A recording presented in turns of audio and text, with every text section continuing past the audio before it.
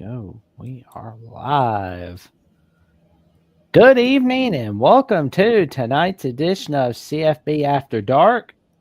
I'm yours truly, Jackson Johnson, and I got with me is Will and D coming in with me on the field of CFB After Dark. I'm subbing in for Ben as of tonight because apparently he's a little bit under the weather, but no worries though. We're going over some big questions tonight, including the topic of tonight's discussion is the SEC's dominance over. Let me tell you something, folks. It's going to be a wild ride.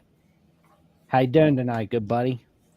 Doing well, Jackson. Doing well. Great football weekend for me. Both my pro and college teams won, so yeah, can't be much happier. And I won my fantasy football league too. Finally over that hump, so pretty excited. Oh, there you go, man. There you go. And what you got going on in your world this week and next week? What you got going on there? Well, Tell I'm, the whole I'm people writing up. thing. I'm writing up my Penn State Notre Dame preview, and I'll also recap the Georgia game and some portal and high school recruiting. So yeah, it should be fun. Oh, there you go, man. Mm-hmm. There you go. You can check out Will at Will and D Irish on YouTube, and you can check him out on X at Marcus_era, and on Instagram and Threads at Klowski414.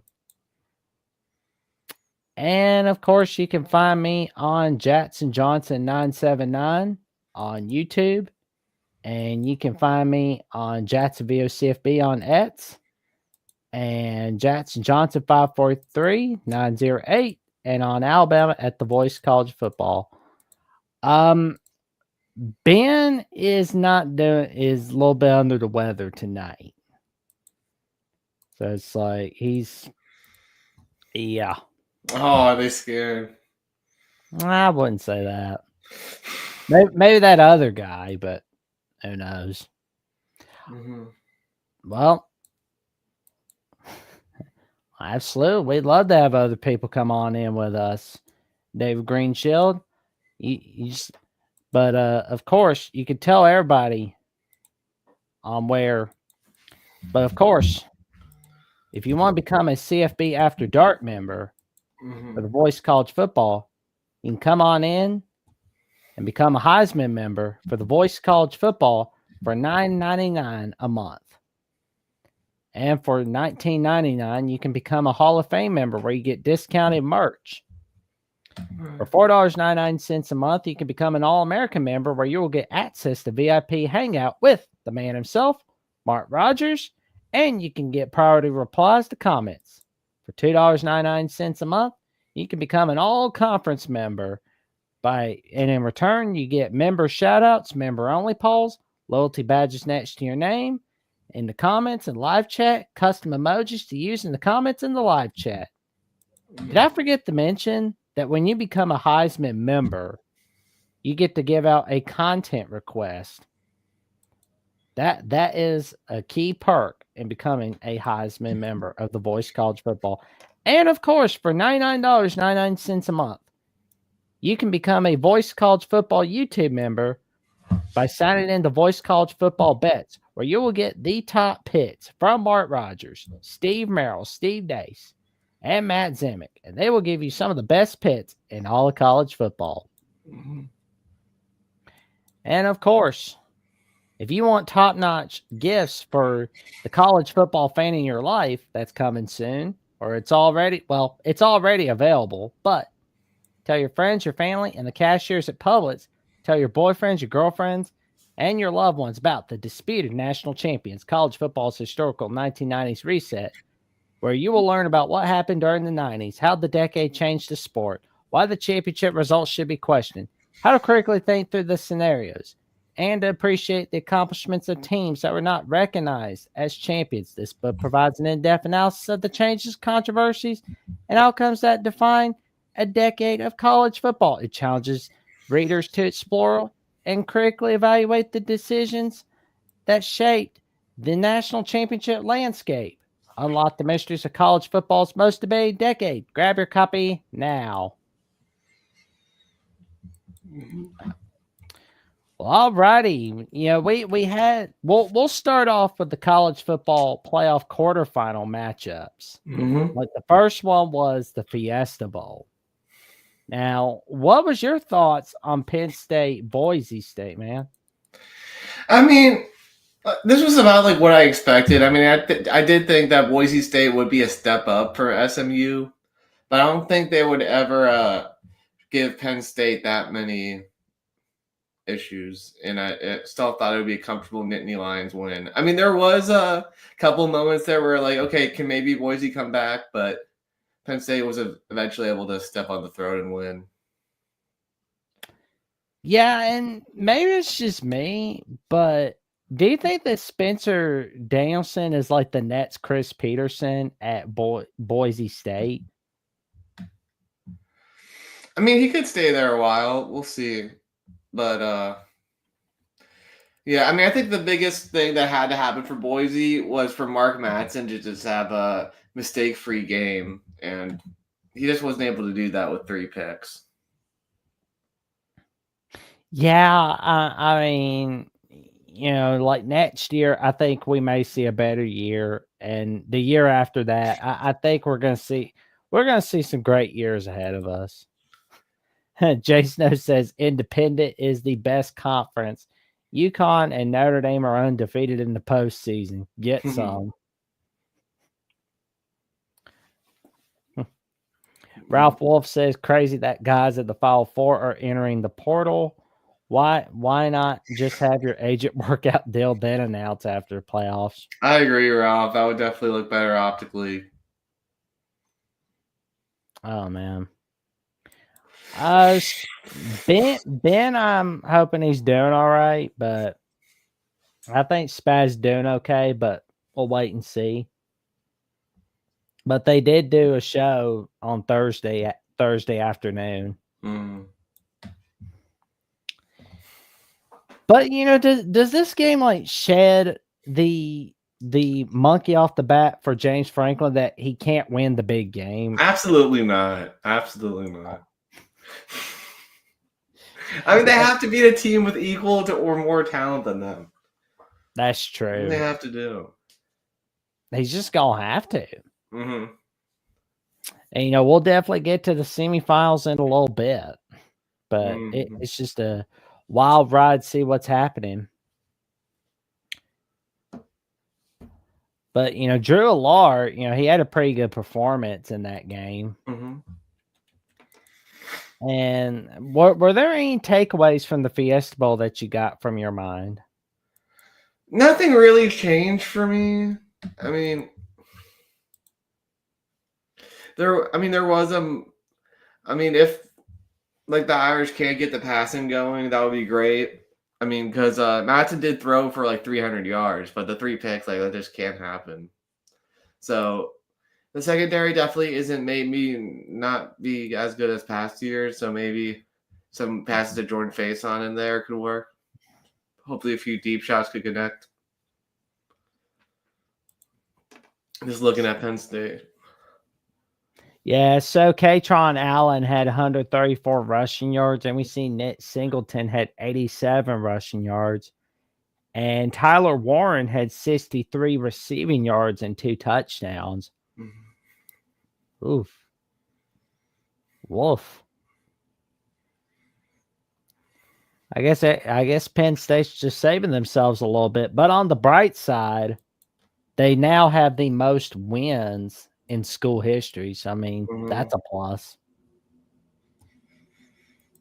So that's got to count for something. But, we had a wild game in the Peach Bowl. It looked like it was going to be a whipping. Oh, what's up, Rod Farva? How you doing tonight? Mm-hmm. I think it was. Yes, they are betting underdogs. They are betting underdogs. It is a big game. Here we go. We got Dr. Buckeye. The doctor is here. Hello, gentlemen. Yes. Talking about the playoff games. Mm-hmm. There you go. I done tonight. Yeah, excellent. Still getting over the glee of the Rose Bowl victory. Still living in the afterglow. was kind of hoping to come on here and taunt the Oregon fans, but I apparently they did not decide to show up tonight. No, Well, I'm just kidding. Faz could be dodging a bit. They could be dodging. That's true. That's true. Actually, I have not had any issue with the Oregon fans, unlike some other fan bases out there. Unlike USC, USC. Right, or a certain fan base that I don't even call by their name, but I digress. So, but yeah, I actually I thought the playoff games were somewhat interesting. I just have to say about that Boise game, just a quick comment. I thought the Boise quarterback looked pretty good for the most part. I thought that it seemed like Penn State was selling out to stop the run, obviously to stop Genty. He impressed me throwing the ball down the field, and was able to hit some throws and look better than I thought. The Boise passing game looked a lot better than I thought they would in that game. Yeah, they definitely threw for some yards. Just as an observation. Well, it's definitely going to be interesting to see what the Nittany Lions bring out next week. But we'll get to the semifinals a little bit after we get done with the quarterfinals. But, Texas, Arizona State, that was a wild one right there. It was the game that I think that a lot of people thought was over at 24-8, and then Mr. Scattaboo happened. Oof. That was like. Do you guys see him as an NFL running back? By the way, I think he'll be in the NFL. He's got a future. He'll definitely be on a team. I don't know if he'll start right away, but I definitely think he'll make a roster for be in the league for years to come. I know Kenny Dillingham said he hopes that he can be able to be drafted by the Cardinals so he can stay close to home. That'd be interesting. Yeah, him and James Conner. I was thinking as the comp guys and I said this to a friend of mine earlier. We were talking about him. As being a Browns fan, I said Peyton Hillis. He reminded me a little bit of Peyton Hillis, who used to play for the Browns. Was good for a couple years there. Yeah. But and it's funny though that he can run, he can pass, he can do everything. Yeah, because we saw it in the fourth quarter. It was, oh my God, it was. I don't even know what to say. Yeah, I wonder if some of the Texas vulnerabilities also showed up in that game. I thought Quinn Ewers. I don't know. I definitely think Texas is the worst out of the four, for sure. How about that kicking game? That looks like a huge weakness as well. Because that Dorn. Yeah, I tend to agree. Auburn. Go ahead, Dr. Buckeye. No, I was just going to say I tend to agree. How's he feeling if that game's lost in overtime? If Ewers doesn't hit that pass on fourth down, especially having 2 field goals with a chance to win it. Yeah, that 4th and 13 pass from Quinn Ewers to Matthew Golden, that was a season saver right there. Yours is just inconsistent though at times. You know what I mean? Yours is either he's really on or he's really, really off. And, early in the year, I thought he looked good, but as the season's progressed, I think he's just been way too inconsistent. Save some for the show, Dave. Yes, yeah, I'll try, Sean. I wanted to get you in too, so you go ahead and give me your thoughts. About what? We were talking about a Texas and Arizona State a little bit. I mentioned Quinn Ewers' inconsistencies at quarterback, and he always has been. It's just he'll have moments he'll have moments in games where he's just very precise, he's very sharp, and then he'll make a couple big mistakes. He doesn't seem like much of I don't know, he seems sort of mentally fragile to me. And I don't know if he's got great leadership qualities. I don't like his body language on the field when he's there. So he seems a bit slump-shouldered, and I don't know. He's got a little bit. Who do you guys put as like a comp to, as like a past college quarterback? Wait, him? Yeah. Yours? Mark Sanchez, kind of. I don't know. Wow. Seems like that. That's kind of the guy he reminds me of. I can't think of anybody I would compare yours to.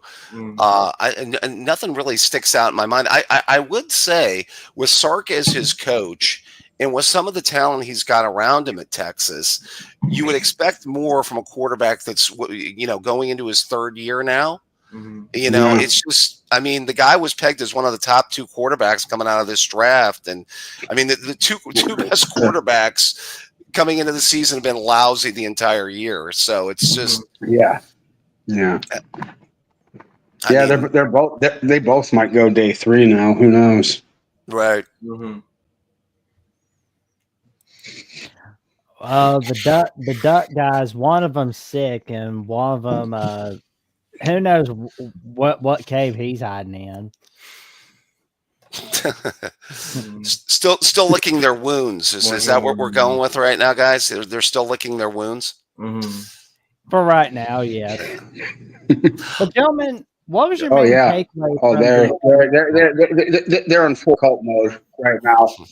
I just realized our duck brothers have flown the coop for the night, huh? Yes. Oh yeah. Yes. Well, I just can't help I thought I set a good example on December 1st. Yeah, came in here, let Michigan man troll all over me for 3 hours. Took it like a man. Yeah. Hey, I was on that show the day after that game. Of course, I was on Mark Rogers' Call-In Sunday show talking about Ryan Day's head. But you know what I mean. I digress. So some would say those feelings are changing as the playoff games go along here, Sean. Right? Yeah. Oh man, it's like yeah. I come in. Everything changes now. All of a sudden, Ohio State.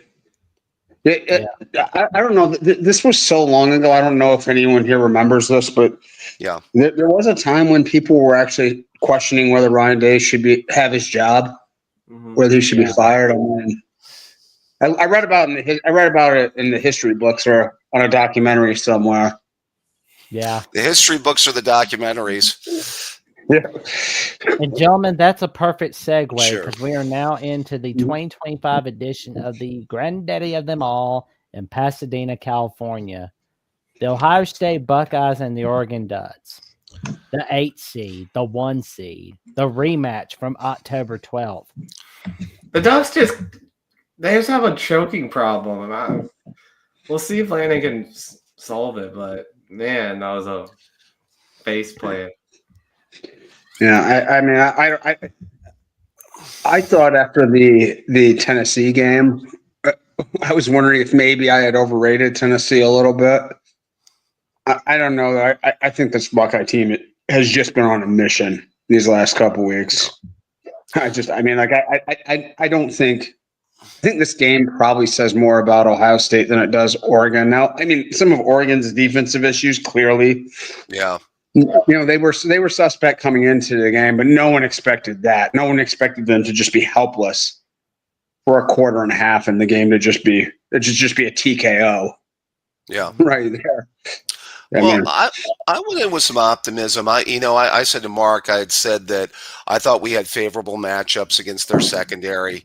I like the fact that one of the 2 best games Will Howard had all year was, one he was coming off of, which was Tennessee, and the other best game of his year was earlier at Outson, where I thought he played incredibly well. Mm-hmm. So I thought as long as we held up, fairly decent in pass pro, I thought we were going to make some plays and do some business against that secondary.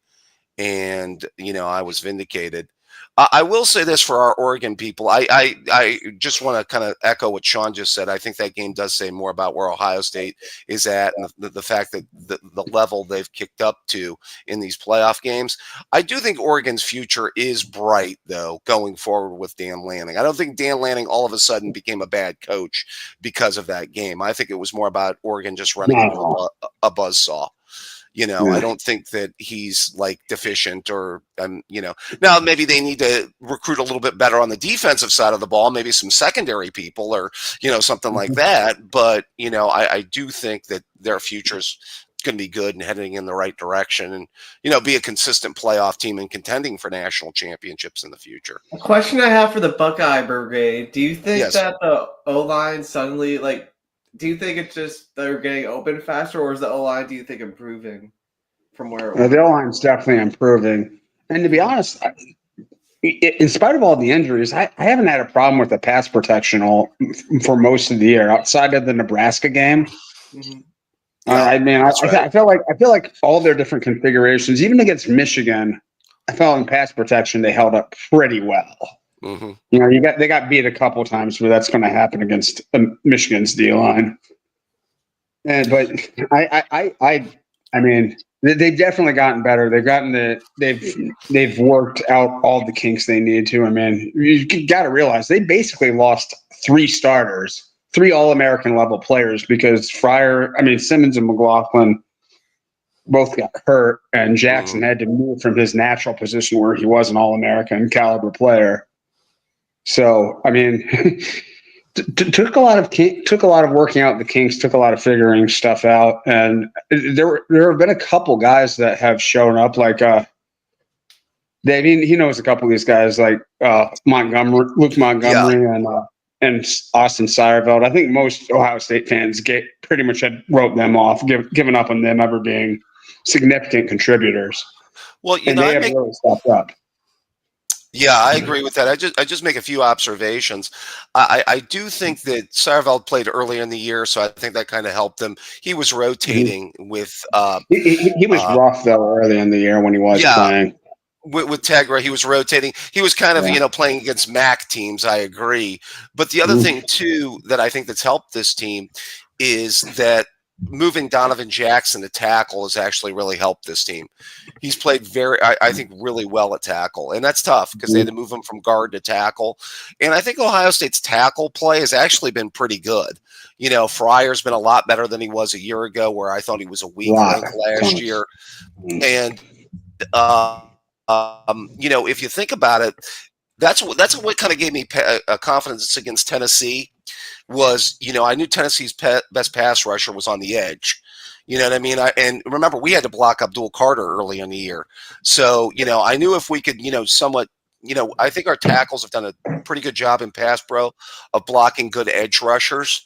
My concern always coming into the playoff was more the interior, as seen against the last game of the year. Although, to be fair to them, those were the best pair of defensive tackles in the country. So, really the only concern that I had going into the Oregon game with the pass protection was maybe Derek Harmon in the middle, because he's been really good. And he made a few plays, but for the most part, I thought we did a good job on him. Yeah. The real one of the big stories in the game was the other side of the ball. I don't know how you make that turnaround from Ohio State getting completely dominated. Ohio State on the defensive front they got stoned in the first game. They were getting no pressure, and then to the same group of guys, the same matchup, they come in here and just put belt to ass on that offensive line. I mean, it was a complete 180 from the first game. I don't know how to explain that. I don't know how to explain such a reversal. And there were 8 sacks. Yes. Yeah. Oh yeah. Yeah. Oregon finished the game with, I believe, -26 rushing yards. Right. Yeah. Mm-hmm. Yeah, I know they missed James. -23. Yeah, I know they missed James a little bit, but hey, Lincoln, that's the best I've seen the Ohio State D-line play since Chase Young left, as far as getting after the quarterback. And I think, we bemoaned, Jack Sawyer and JTT for a long time. Sean will tell you, not getting enough productivity. Unfairly, too, I would add. Well, unfairly. Well, I will say, though, I mean, it would have been nice to get a few more pressures and a few more sacks out of them over the course of a year. Let's just be honest. I'm not saying that they were ever going to equal what Joey or Nick or Chase Young did, but just on pure production, I thought one of the two would have had at least 10 or more sacks this year. I mean, just in sheer raw numbers, I thought we'd get a little bit more productivity out of them, is what I'm saying. Yes, absolutely. But you got to put it in context. JTT, according to PFF, is the top defensive end in the country against the run. and Jack Sawyer's number 6. Right. So no, I agree. Yeah. They're great against the run.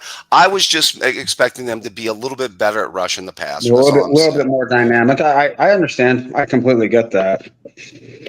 But like, if they were both terrible against the run, Sure, and they each had 12 sacks, people would probably have a higher opinion of them, but the defense probably wouldn't be as good. That's true. That's true. Yeah, but it's good that they're finally getting home and getting to the quarterback. That bodes really well for the future. Oh yeah. Oh, absolutely. And I want to watch that game again and just focus on them and see what they're doing differently, because I didn't see them like lined up particularly. Like, they didn't say, okay, we're going to line you up in the 11 technique. We're going to line way outside and just let you get after the quarterback. They looked like they were still playing in a pretty conventional formation. They were just kicking their butts this time. Yeah, I will say it kind of helped, though, that they had built that big lead, because I think, Sean, they were getting more of those sacks into the third quarter, into the fourth quarter, as that game was more, getting more out of control. And Oregon obviously was just throw. Yeah. Oh, absolutely. And funny thing, one thing that I think hasn't been talked about in that game was Oregon, all their like screens and all their quick games and all that stuff that they like to use to set up their big plays. None of that was doing anything early in the game at all. Right. Ohio State they were covering everything. Yeah. Credit that secondary too, by the way. They got beat deep. Burke and those guys were getting burnt in that first game up in Outson. And I think they did a better job, of kind of, not giving up anything down the field, any type of chunk plays, which obviously hurt them the last time they played. So, and by the way, good defensive game plan by Jim Knowles. Give him credit. By the way, I said this to a friend. I said, I always wished that he would have, think about if he would have been our defensive coordinator instead of Kerry Combs those 2 years. I mean, that was, but he's totally turned around the defense since the Combs era. That's for sure. Oh God. Yeah, those were defenses I like to forget about. Yeah. It's a shame. He was a coaching legend in the state of Ohio too, at Cole Run High School in Cincinnati. So maybe damaged his legacy a little bit, punching up a little too much. Just a guy that wasn't just ready, maybe a better position coach than the defensive coordinator. You see that a lot. You know what I mean? Yeah. Tune in for Buckeyes Live tomorrow morning at 10 a.m. Central Time, 11 a.m. Eastern Time, where Tony Gurman from Buckeye Huddle and Steve Hellwagon from Buttnuts 247 and Mark Rogers go over the latest on the Ohio State Buckeyes, including the preview for Ohio State, Texas. And that is going to be a fun show. Tune in tomorrow morning. You won't want to miss it. So, who would you say is the player of the game for the 2025 Rose Bowl? Dr. Buckeye. Jeremiah Smith, right? Oh, that's not a question. That's not a real question. Yeah, I mean, I was going to try to make a case for Will Howard there for a second. I mean, because football is a lot quarterback driven, but I will say of Howard's throws, I was talking about this with a friend of mine earlier. The throw to Emeka for the second touchdown was a dime. That was a great throw. Awesome. Great. But two of the touchdowns, the first touchdown was a little flip pass to Jeremiah Smith, where Jeremiah did the heavy lifting the rest of the way. And then the touchdown that made it 24-0 was, I mean, he was so wide open he could field a punt. You know what I mean? He was basically, I mean, that was just like, he was, I mean, how many yards of separation did he have? It was they were in Pasadena. I think the closest Oregon defender was in Anaheim. Yes. So, I think you got to go with Jeremiah Smith. And, it's just, even as good as Will Howard's numbers are, I think they're a product of what I think, is maybe having the best wide receiver in college football right now. Yeah. I think the, the contenders probably can be on the defensive side of the ball. Sawyer had an amazing game. Cody Simon was everywhere. Yes. Lathan Ransom made a couple of plays that were just jaw dropping. Like really, the one time he filled the hole on that draw. Mm. He was coming from about 15 yards deep on the opposite hash. Just recognized it right away and just plugged that thing up and just buried Jordan James on that play. That was the sack on that like delayed blitz too. Yes, was nice there. Towards the end of the third quarter, which I thought was huge. Cody's played great the entire year. I think he's really helped his draft status and really just had a solid season. I think he's got a future. Yeah, he's a heck of an athlete too. I think he's going to test really, really well at the combine. So. Somebody made a comparison to Jerome Baker. What do you think of that one, Sean? Oh, I think actually I love that comparison. I think they're very similar. Okay. Both probably like 230 pounds sideline to sideline players more than they are thumpers, but instinctive, smart, and We will get to the topic of the SEC in just a little bit, sure. Eric. But so gentlemen, there's all this talk about Ryan Day and how his butt's on fire after the fourth straight loss to Michigan. But then the Buckeyes smacked Tennessee off the face of the earth. They smacked Oregon off the face of the earth in a rematch. Now they're going to play the Texas Longhorns in the semifinals. Has the noise quieted down some, or is there going to be those few naysayers that say, "Nah, he still got to beat Michigan, whether the Buckeyes win it all or not"? The thing with Day is, I just think he's got to stay out of the way. Like, he has Knowles and Chip Kelly. Just stay out the way, let them do it. Just be the CEO. Yeah, I'll, if I may, real quick, and then I'll let Sean. I'll say this. In the discussion that I had with Mark after the game, I kind of put out there, and I wasn't actually one of those when I thought about it and I finally got over the pain. I basically thought that he had to at least. I was between the semifinals and the championship game. He had to at least do that, and obviously, you're obviously already in the semis. I wasn't one of those that was saying that he had to win the Natty to keep his job. Some people did. Some people just said bottom line for him to keep his job. I thought that was a bit too much, especially considering I've only seen two in my lifetime. So I've got to be fair about it. There's only two coaches currently active who have won a national championship now. Right. Yeah. So, I mean, you've got to be, and his record is his record. By the way, I kind of agree with your point. I think that's why he hired Chip, was to give up the play calling duties, and somebody had brought up this stat that, no coach has won a national title that has called his own play since Jimbo did it in 2013 with that Florida State team. So, and even though Ryan Day's, I think a really solid offensive mind, I do think that it was the right thing to do. And as I said to Mark, I mean, eventually the losing streak has to end, because I'll say this. I know we're in a 12-team playoff era, and you can call me a traditionalist, but the game still matters a lot to me. And, and it matters a lot to a lot of people. I mean, eventually he has to even if he breaks through, even if he wins the national title this year, he's going to have to win that game. I'm sorry. He just is going to have to.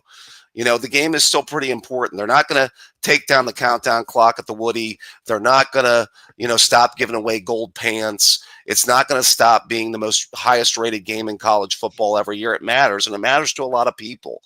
And I do think he's eventually going to have to break through, even if he does win. But, doing something I would only see 3 times in my lifetime definitely would soothe the pain. I will say that. So, Sean, if you want. Yeah. I mean, well, there's no noise at all about it right now. And really, I think even if they would have lost the first game, there's very, very little chance that the current administration would pull the plug on him right now. Yeah, so, I mean, he's safe and secure for right now. And I haven't heard Well, I made a joke about it in reference. Like it seems so long ago that anyone was ever talking about Ryan Day because of So no, I mean he's fine right now. His job security is not in question. And also another guy, the offensive line coach Justin Fry. I think he was on thin ice with the Buckeye fan base, and I think the heat has cooled on him quite a bit. Yeah, this postseason as well. that's a good point. So there's a really good chance they'll be able to return the entire staff completely intact next year. Yeah, which will be great because it'll be a much younger team. Yeah. Yeah, I don't see any firings happening anytime soon. Like the only coaching carousel moves that are going to happen at this point are coaches that leave for the NFL. Yeah, because I think we're going to see something like that. I mean, there's always going to be that one team that loses their head coach to the NFL. Who that's going to be, who knows? But Colorado, yeah. Yeah, I mean, we could see that. I mean, Tennessee. Does Dion like country music here? Oh God! If he says he likes the Titans, then the Titans are going to be like, "Okay, Callahan, you got to go. We want Shedeur Sanders and we want Dion." See, I've heard every time I've heard Prime talk about it, he has said that he doesn't want to deal with pro athletes. He prefers working with college. Yeah, that's the same. I know those famous last words. I get it. Yep.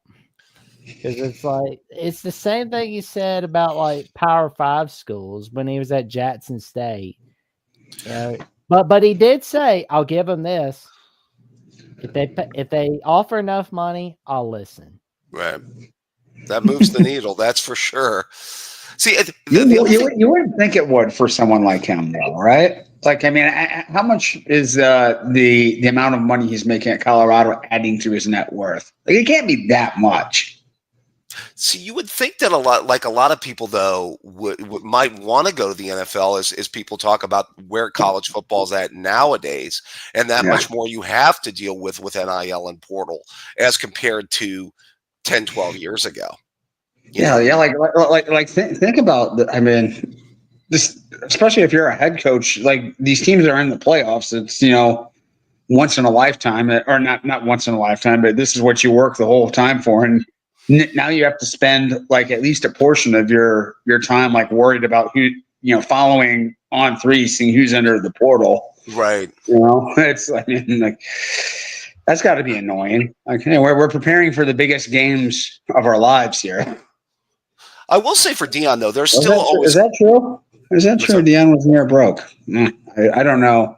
I did not know that. That would explain it. I mean, well, the other thing though, there is still going to be a floor though at Colorado, or a ceiling, I should say, at Colorado, as far as he can take. You don't think he can get back to the Bill McCartney days? That's going to be tough, Will. That's going to be tough.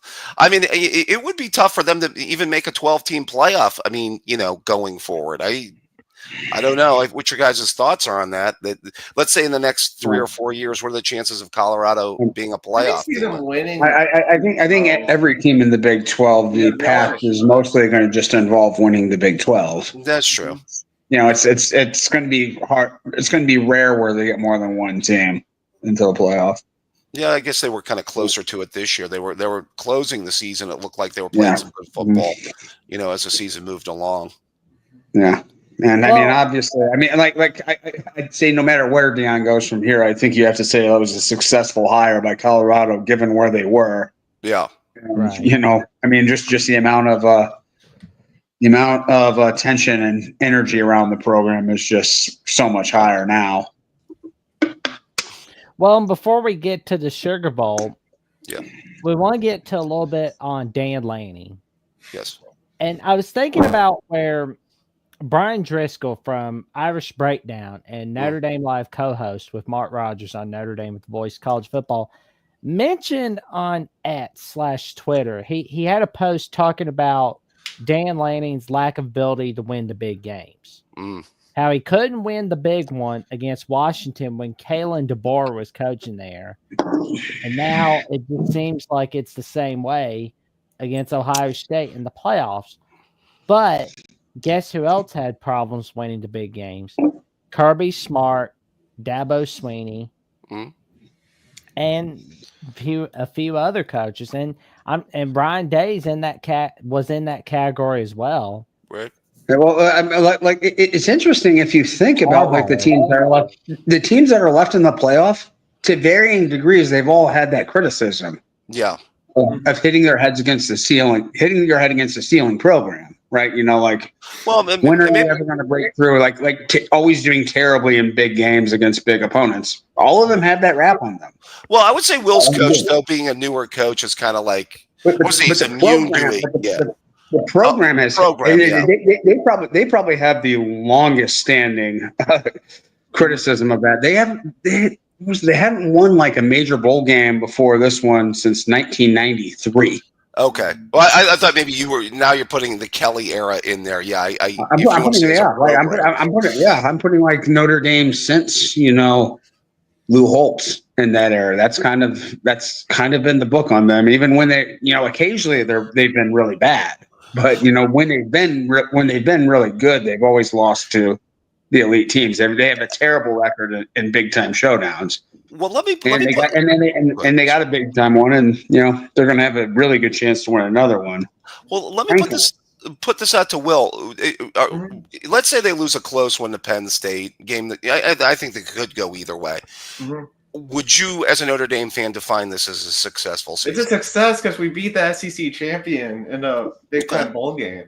Okay, just want to get your view on it. The fan base is very happy. Win or lose. If you can't call this a successful season for Notre Dame, what are you doing here? What kind of standards do you have? Yeah. Mm-hmm. No, I just want to make sure. But gentlemen, do you think we'll see Lanning win the big game eventually? I think Tosh Lupoy, I don't buy him as a successful DC. He didn't really show me anything at Bama either. I think Lanning can. I mean, the Phil Knight money's still, I guess, out there, right? So, that might help the cause there as long as that's flowing through there. I think Oregon has become an attractive place for recruits. They've actually, Sean, I think you follow recruiting a little bit here, Sean. They've come into Ohio, gotten a couple guys. So they've been able to do that, and highly rated guys. So, I think as long as they can kind of, work the portal, I just think that the one thing with Oregon, though, is I've always felt, and a lot of Pac teams I felt this about, I just wonder about them on the defensive side of the ball. That's why I went into that game with a certain amount of confidence we could move the ball and score some points. And just, can they build up maybe on that side of the ball? Because I think Oregon traditionally has good offensive teams. Mm-hmm. Yeah. No. Yeah. So someone's got to check the conditions of Phil Knight's will to make sure they have a steady cash flow coming into that program. Because as long as they do, I think he's a really good coach. But like we said, only 2 coaches currently coaching in college football have won a national championship. Right. It's really, really difficult to do. I mean, I absolutely think he can do it. I think he can, and one thing I would be interested to see him with. He's had very, very good quarterbacks. Yeah. In Gabriel and Nix, but I think they're both they were both kind of system guys. Yeah. I agree with you. I want to see what this program could be with, kind of a truly dynamic difference maker, like what they had with Mariota. Mm. If they ever, if you get that kind of a guy, like if they were to get maybe a Bryce Underwood, I don't know how good Bryce Underwood is going to be. Looking at his tape, I think he's going to be pretty darn good. Mm. And he's certainly got the physical ability. Don't know if he's going to the right place, honestly. Yes, well, his ability. What? They haven't been putting out a lot of quarterbacks up there that have been putting up major numbers. I know JJ played well for him, but that was more of done with a controlled passing game and run the football kind of team. Yeah. As opposed, they've really got to upgrade their skill position talent there, because that was a joke this year for them. Yeah. And Yeah, well, the last couple of years, their passing game's really been built around more the tight end. You know what I mean? It's really been a passing game built around the tight end. I mean, they got a little bit out of Roman Wilson last year, I guess. But But now we get to the Sugar Bowl. That was a fantastic one right there. I don't know if you guys said anything about this before, but before we get to the Sugar Bowl, we ought to acknowledge why it was played a day late here, and just devastating, horrible way to start the year. News to wake, you know what I mean? So let's definitely go out to the people that lost, the families who lost their lives on Bourbon Street that night. I've been to New Orleans twice. It's an amazing place. And they've been through a lot there. So definitely thoughts and prayers too. I agree. Yeah. Okay. Football.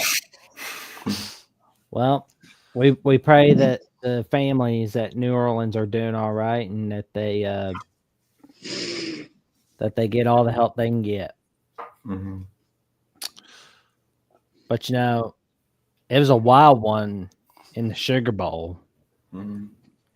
Notre Dame has snapped the major bowl losing streak, which dated back to the 1994 Cotton Bowl against Texas A&M. Will, how do you feel? You're the man. I mean, the monkey's off our back, but it's just because I'm happy that Marcus said the captains are not satisfied by this. They want to keep going. So, let's keep it going, but we can also celebrate the big Sugar Bowl win over Georgia. And I think the battle was won. We won the battles of line of scrimmage. At the SEC, people are like, "Oh, you're going to get dominated," but their O line was awful, man. Yeah. Maybe they just, I guess maybe they're just big and slow, but we were able to get heat on them with our third string defensive lineman. Batoho got hurt at the beginning of the year. Traore got hurt at the middle of the year, and then Junior Tuilalamaka was causing chaos for him. So for their quarterback, I can't think of his name, but Stockton. And that guy was the reason that they lost, man. That guy wasn't any worse than Beck. So no. I said that on a couple of different podcasts here. I said Gunnar Stockton played as well or better than I would expect Carson Beck to play. So if you're going to use that as an excuse, there's not a violin small enough for me to play on that one. It's just that offensive tackle, that Freeland, that left tackle. We wanted him at one point too. We were trying to get him, and then he went to Georgia, and now he's got some. Yeah, Monroe Freeling. God, I heard his name way more often that night than you should be hearing an offensive lineman's name. It's brutal. I thought that the Georgia offensive line was supposed to kind of be a strength, and then I did wonder, with you guys losing your best defensive lineman, Will, coming into the game, if you guys would be able to generate, especially that kind of a pass rush with your front four. But you guys did. I was really impressed by your front. Your secondary is pretty solid. I will say Stockton played well. He was hurt by some drop passes, which I think, I've heard, some of the Georgia people speak, it's been a weakness of their team. I said all year I thought that Beck missed McConkey and Bowers the entire season. Because, I just didn't see a go-to target out there. Of course, Bowers is always going to be tough to replace. In my view, he's probably one of the best 5 to 10 best tight ends in college football in the last, I don't know however many years. Ever? Maybe ever. Yeah. If we did a top 10 list, Brock Bowers probably be on it and maybe fairly high. So, they just never, I think, replaced that production. And I never also really saw a dominant Georgia running game, even at times this year, like I've seen in the past. Their just offense seemed out of sorts. I really thought, Will, if you were going to get them, this was the right year to get Georgia. Yeah, I agree. They never really developed any offensive identity this year. There was nothing they could ever hang their hat on. It's great. It was just not. Yeah, I want to say I don't get the opportunity to pat myself on the back very often, but I think I very much called this game perfectly. I said this game was going to be pretty much evenly played, and it was going to come down to the team that forced the weird, non-traditional play here and there. And this came down, I think, in essence, to a strip sack right before halftime, led directly to a short field touchdown and a kick return for a touchdown. Yep. Yep. And other than that, it was just a defensive slugfest, a rock fight. So it went almost exactly how I thought it would. And I picked Notre Dame because I just thought Notre Dame had the more mature, more disciplined team. And that's a team that usually wins those kind of games. Mm-hmm. I thought Georgia, if they look back on it, will regret those two early possessions. The penalty, which hurt them, and then fumble. There was also that. Yeah, the fumble when Georgia, they were driving and they were about to score some points, most likely. I will say, Notre Dame did Notre Dame turn the ball over at all in this game? No, they did not. Nope. That's how you win these games. That's how you win. That's how you win in the playoffs. It's how you win football games in general. But I imagine in the playoffs, it's even more significant. I was really wondering if Notre Dame was going to take a lot of that Georgia Tech game plan, run Riley Leonard in the same way Georgia Tech ran Haynes King, utilize his legs. I thought the Notre Dame offensive line did a pretty good job in that game too. I thought. When we had to have a play on the offense, like they did make enough plays to move the chains and keep the defense rested. Right. No. I have a question for Will here because I think this is. I imagine every team is going to want to force Notre Dame to try to make plays through the air. And I imagine Penn State's game plan is going to be all about, maintaining rush lanes, even if that means playing man coverage the entire game. Do you think does Notre Dame have the ability to take advantage if they're dared to throw? Like, can they make enough plays throwing the ball? I mean, I do think that Mitchell Evans being back helps, and then Dylan Jordan face on speed will be there, and just hoping that I definitely think the screen passes will help, and just hopefully Bo Collins can make enough contested catches. But I definitely do think that the run they definitely will keep running it, but I think there'll be definitely more passes than the Georgia game for sure. Probably going to need slightly more than 90 yards passing 90 yards. Out of your quarterback. Well, I think in this one against Penn State. Yeah. I'll be honest with you, and I was looking at what Ralph Wolf was saying, 17 points in 54 seconds. That's correct. Yeah. Maybe it's just me, but that kickoff return by Harrison, the transfer from Marshall. Everyone all kept kicking out the back of the end zone most of the year. I mean, he was All-American last year at Marshall kick returning, and he hurt us, of course, in 22. Yeah. So, I don't know. I was just surprised that Kirby kicked to him at all. Well, I'll say if you can't beat them. What's happening? This is it's just been what I've been saying about Georgia all year. Like they just don't take care of the little things. They don't do the little things well.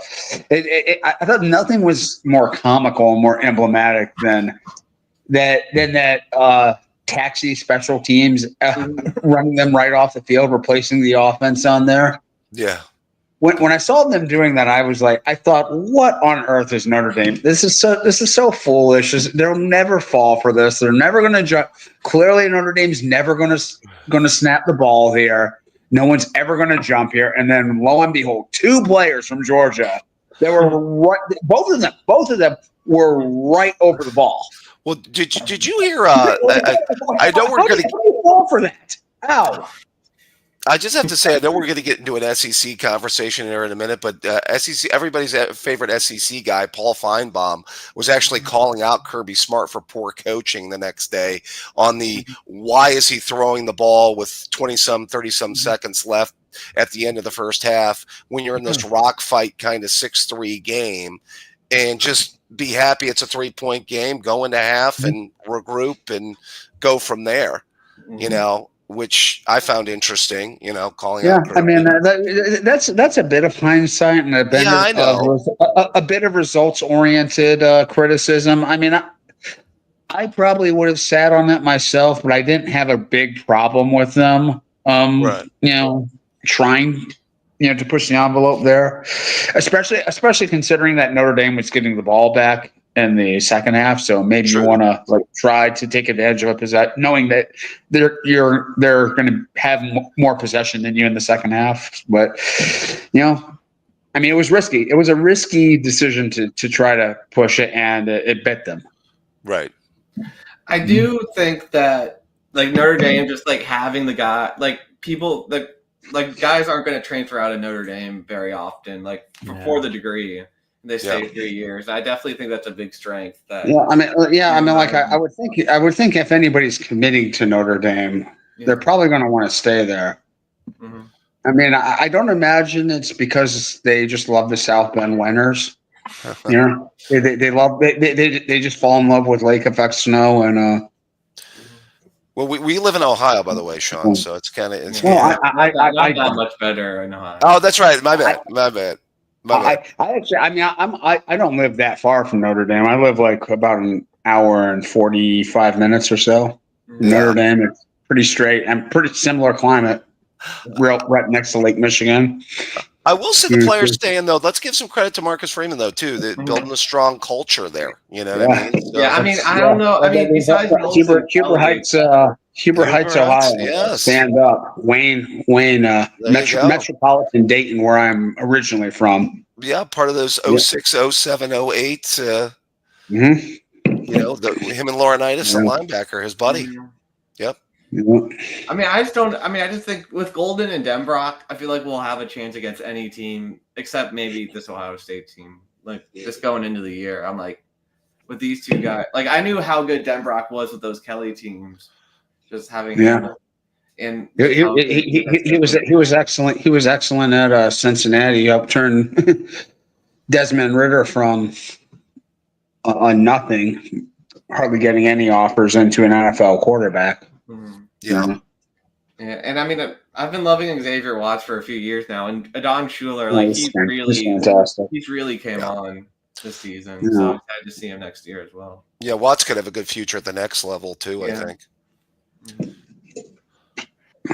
So, do we think that Notre Dame can finally win it all this year, or do we need to see a little bit more? I think it'll be in the next 3 years. I'm hoping we can get one, but I just don't think with how good Ohio State looks.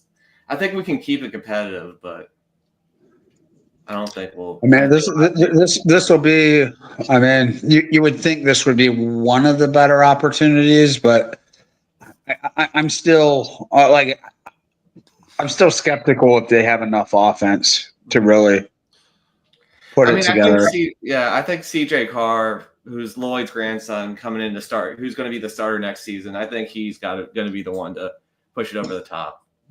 Hopefully. Yeah, I think that the one thing that I would say is that the Notre Dame passing game, and I think kind of going forward with Marcus is, can they find the right quarterback and develop, a good enough passing game, which is always my question about programs. I always say this to Mark, outside of Ohio State is, really, who can develop the passing game in the Midwest to go along with a really good defense.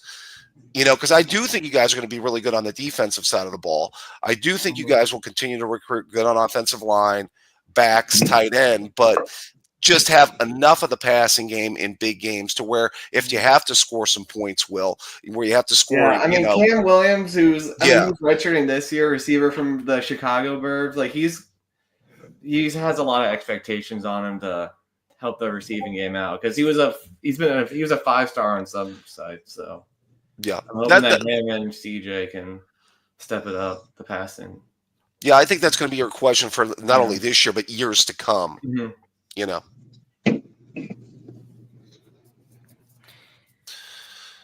So, any other takeaways that we got from the Sugar Bowl? Any other ones?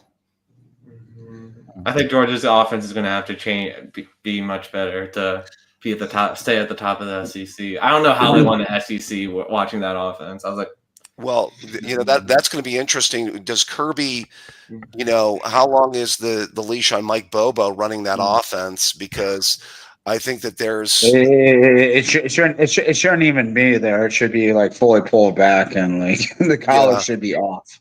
Well, go away, go. It shows you how much they maybe miss Monken running that offense there, which with their championship teams. Yeah, I'll be honest. Like, if they were to get somebody like Andy Kotelnicki from Penn State, I mean, this would be. I think they'd be scary. I would be like frightened to see him go there. Sean, I think he has maybe higher expectations as far as job title goes, though. Maybe, don't you think? Probably, but Yeah, but money talks, and that last I know, he doesn't have a head coaching job now for this year. That's true. That's true. Yeah. So. I mean, if you become a right-hand man of Kirby Smart, that's automatically going to get you a lot of calls. Kind of like how becoming a Saban assistant got you a lot of calls. Right.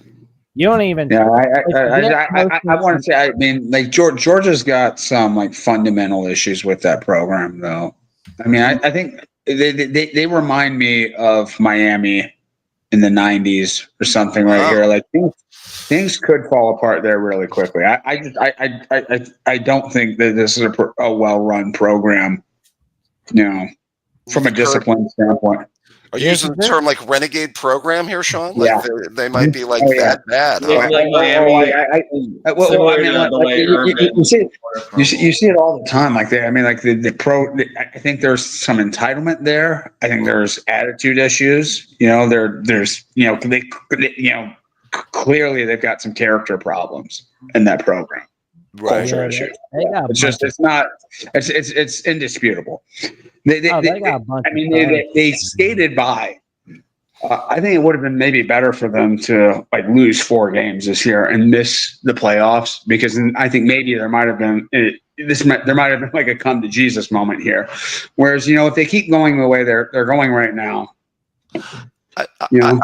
I guess we're going to get to this, kind of larger discussion with the SEC. Yeah. But I just think that the talent base there, because I mean Georgia is still, I guess look at location probably as much or more as I look at anything. And Georgia, I think, is still one of the top 3 places in the country, maybe 4. It's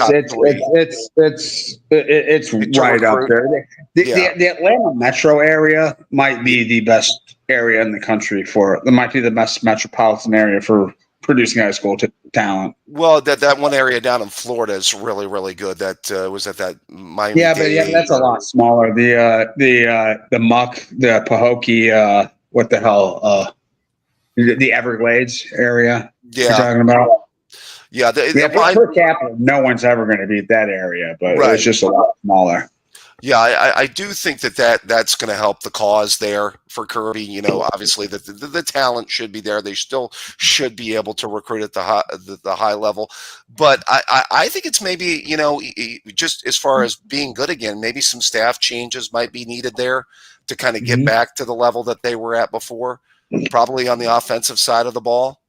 And, get back to an identity. Like I said, Sean was dead on. I don't think that team, because either they've usually, early on with Kirby, they had those great running teams. Didn't see that this year. So I think if he makes some moves, I still think Georgia's going to be right there, Yeah. And I mean, Kirby, I'm never going to understand how he escaped punishment entirely. For two arms shoving an opposing quarterback in the middle of a game. I mean, what's going on there? What about the car incidents off the field there, Sean? Oh yeah. Oh, absolutely. Horrible. Yeah. Yeah. I won't make that joke. Please don't. Be careful. No, Be careful. Yeah. Tread lightly, my friend. We are after dark, but we do have some. Some registrant. Some restraints and practices. Yeah. Take the victory, Welts. Just be happy with the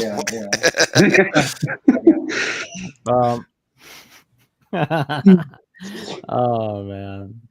Well, I mean, the Georgia players are going to be drinking and driving anyway. So I mean, yeah, they're going to be drinking that stuff, Sean.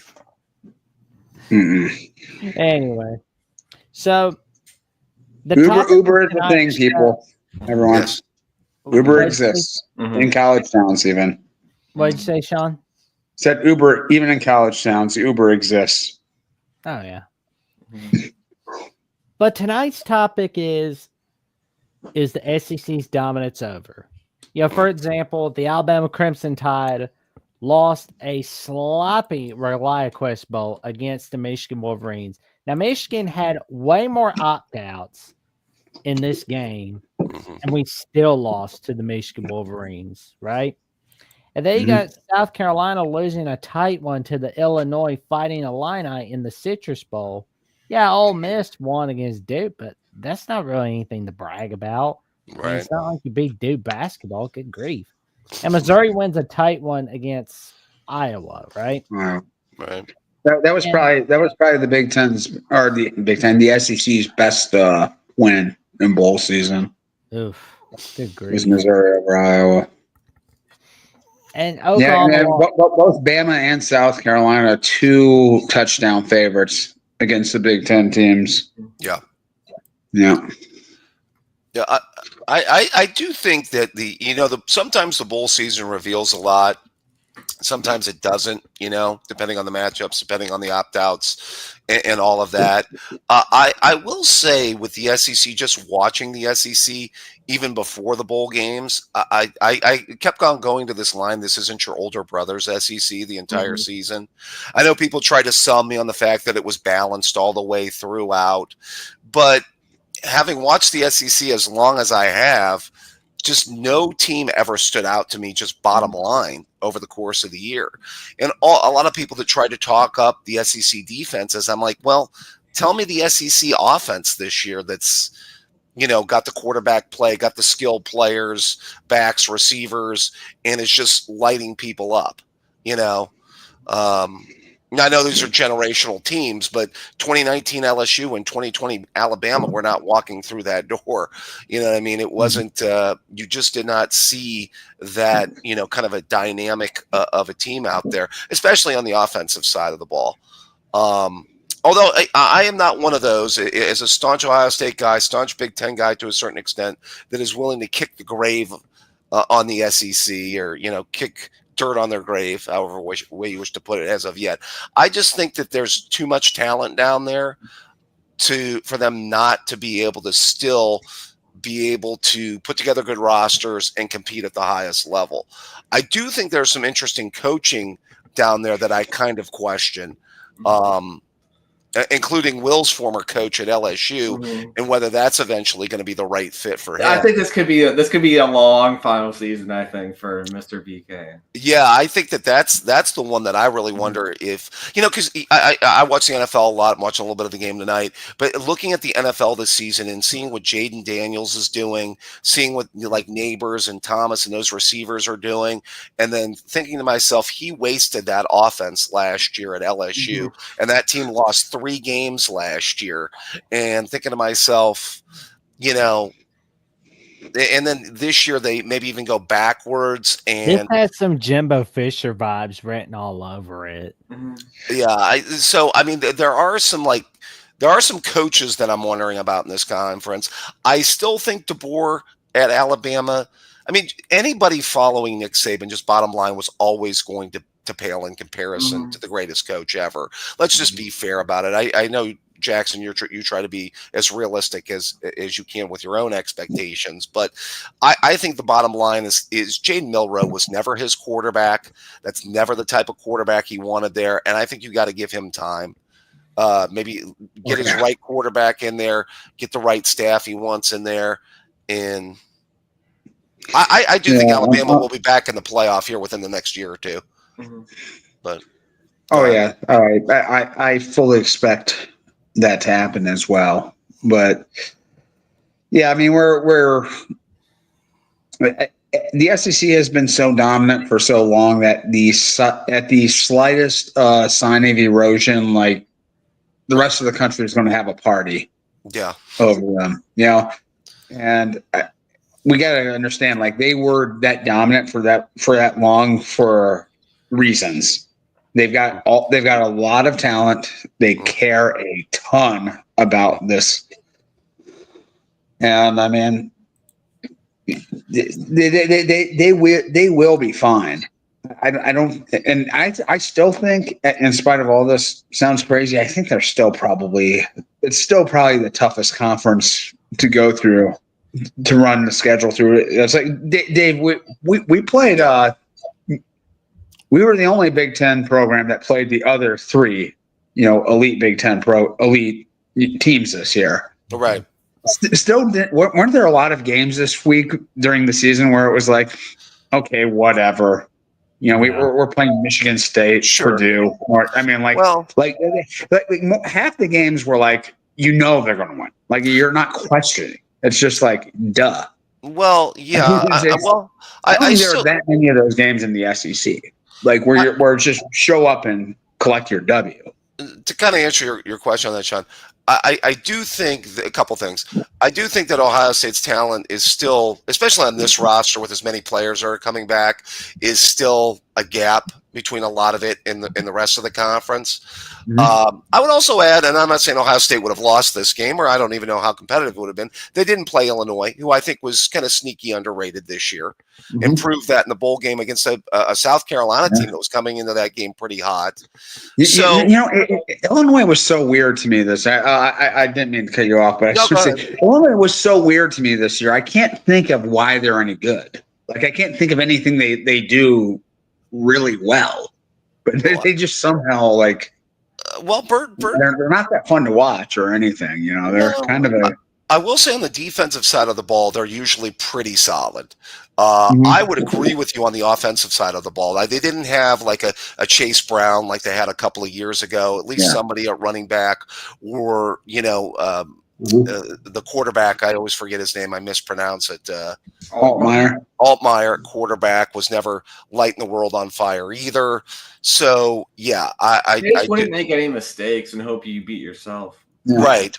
Which a lot of games can be won that way, Will. So I'm with you. Yeah. All right. This isn't going to make SEC people very happy, but this is kind of a tinfoil hat thing. Sure. With them. They were paying players before NIL, and like the Big Ten teams weren't. Like, there's no way Ole Miss. There's no way Ole Miss was the only program that did it. Like, I watched this guy, the Chris Vernon show, who's based out of Memphis, and he was talking about, I met all these people, these SEC people that were just throwing money at players, and now if they're allowed to like share that they're the backers of the team. Like, there's no way that Ole Miss was the only one, just from what I've heard. So not only Tennessee was using McDonald's bags, were some of them using Wendy's bags or something with that cash? Who was what was? No, there definitely had to be some Zaxby's and Chick-fil-A bags. Yes, that makes sense. Yeah. Chick-fil-A bags that would be prominent, I would imagine, in the South with where to keep your cash. So I mean, why would Saban go from East Lansing to Baton Rouge? Like, there's got to be fair, I mean, we can't ignore that the talent base is down there, Will. But they were bad before he was there. Like, Jerry DiNardo wasn't winning any natties there. They were. Louisiana right now, I think, has the most number of players per capita in the NFL.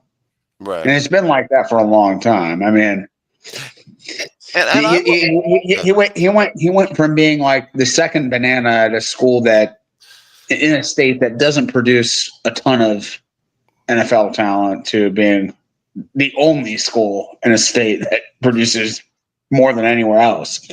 Right. And you can get most of it to maybe want to stay in state and come to LSU. I will say, and Jackson probably backed this up, before he got to Alabama, I mean, I don't know. What was the feeling in Alabama about Shula? Were people thinking before you got Saban that Shula was doing a good job, like in 05, 06, or did you just think he was kind of a mediocre coach? Or, I mean, because it wasn't like We he were was all happy with bad. we were happy with them for a little bit after 05, but we were not really happy with that 06 season. Okay, that makes sense. That makes sense. Because he did have, I do remember him having a good 05 season. I think you guys won 10 games that year, if I'm not mistaken. 10-2. We lost to LSU and Auburn. Hey, Right. that Auburn loss will always stick in my craw from 05. Yeah, but you know, I mean, but you know, that's what I'm saying. I think Saban kind of recognized that there was talent there. That if he was able to come in, get his staff, that you know, if Shula could go 10-2 there with my abilities, maybe we can kick it up another level. Nobody knew they were going to get on the run that they did, but yeah. And No, I mean, Russell- and how, yeah. No, I mean, how awesome was it for Alabama that they screwed up those negotiations with Rich Rod? yeah, Oh my God, that's the history right there. There's one for the history, Brooks. Yeah, Well, you know, let's do an alternate history now. Where would Saban have ended up if he didn't end up in He Alabama? went to the team up north. You think Michigan, maybe? Well, no. You know what the other big one with Saban is what if they take Drew Brees over Dante Culpepper? Oh yeah, That's always the one because Oh. Saban says all the time, I never got my quarterback with the Dolphins, which is the NFL. Let's just be real. If they take Drew Brees over Dante Culpepper, that changes like everything. That changes the Saints dynamic going forward as a franchise. It changes Alabama. It changes Saban. All of that. If that's done differently, I would think. Oh my, absolutely. And Breeze was, you know what I mean? He just had that bad injury, I think, at the end of that season. And I think that's probably what kind of scared them off. Oh yeah, well, the doctor didn't clear. The Dolphins doctor examined him, and he said they said he really shouldn't ever play football again. So they nixed that that free agent signing right there.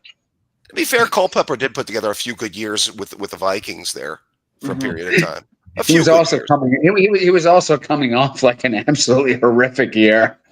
Yeah, I was thinking, that 2005 season. This isn't a pro football show, but yeah, like that was just like I think people should have realized once they got rid of Moss, he was horrible.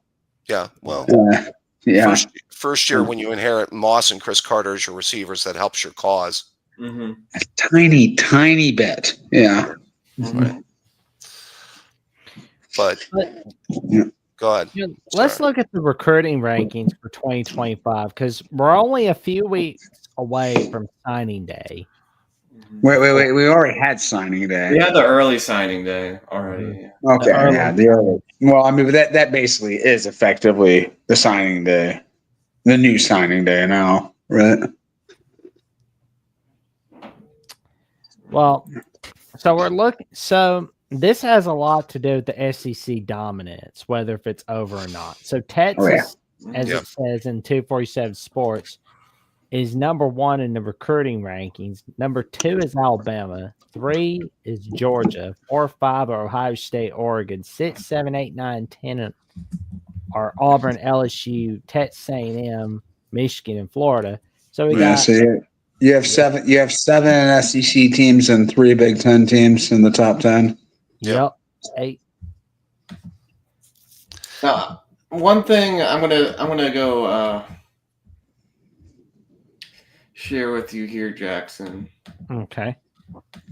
Andy Staples and Ari Wasserman, they did their too early top 10. Mm-hmm. Yeah. I mean, I have not looked at it. I think I've seen a couple too early top 10s, but it's an interesting list. Yeah. Yeah, they have Texas, Oregon, Ohio State, Penn State, Notre Dame rounding out the top 5. And you got Georgia, South Carolina, Clemson, Florida. Are you kidding me? God. By the way, Sean, how excited should we be to see Arch Manning versus Julian Sane next year?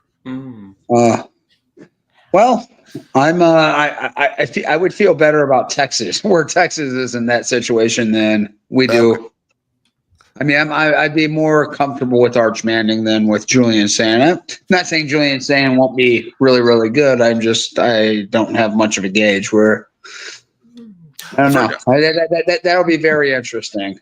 And yeah, like an amazing storyline to this game is whoever loses will have 9 months to, or 8 months or whatever it is, to stew and prepare. For the team that ended their season a year ago. I've heard some Buckeye fans that are talking about saying he needs to get on like a 4,000, 5,000 calorie diet. Calorie a day diet. Absolutely.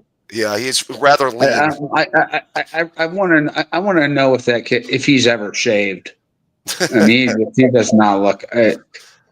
I'll be interested. Like Tavian St. Clair, he's a superstar prospect coming in as a true freshman this year. I do wonder. Well, especially if Sayin goes through any sort of early season developmental hiccups. Yeah, I mean, that's a pressure cooker of a place. So that'd be an interesting dynamic. You have the number 1 or 2 quarterbacks from each of the previous 2 classes. Yeah, right there at the same time. So, Oh Lord, we'll see how it goes.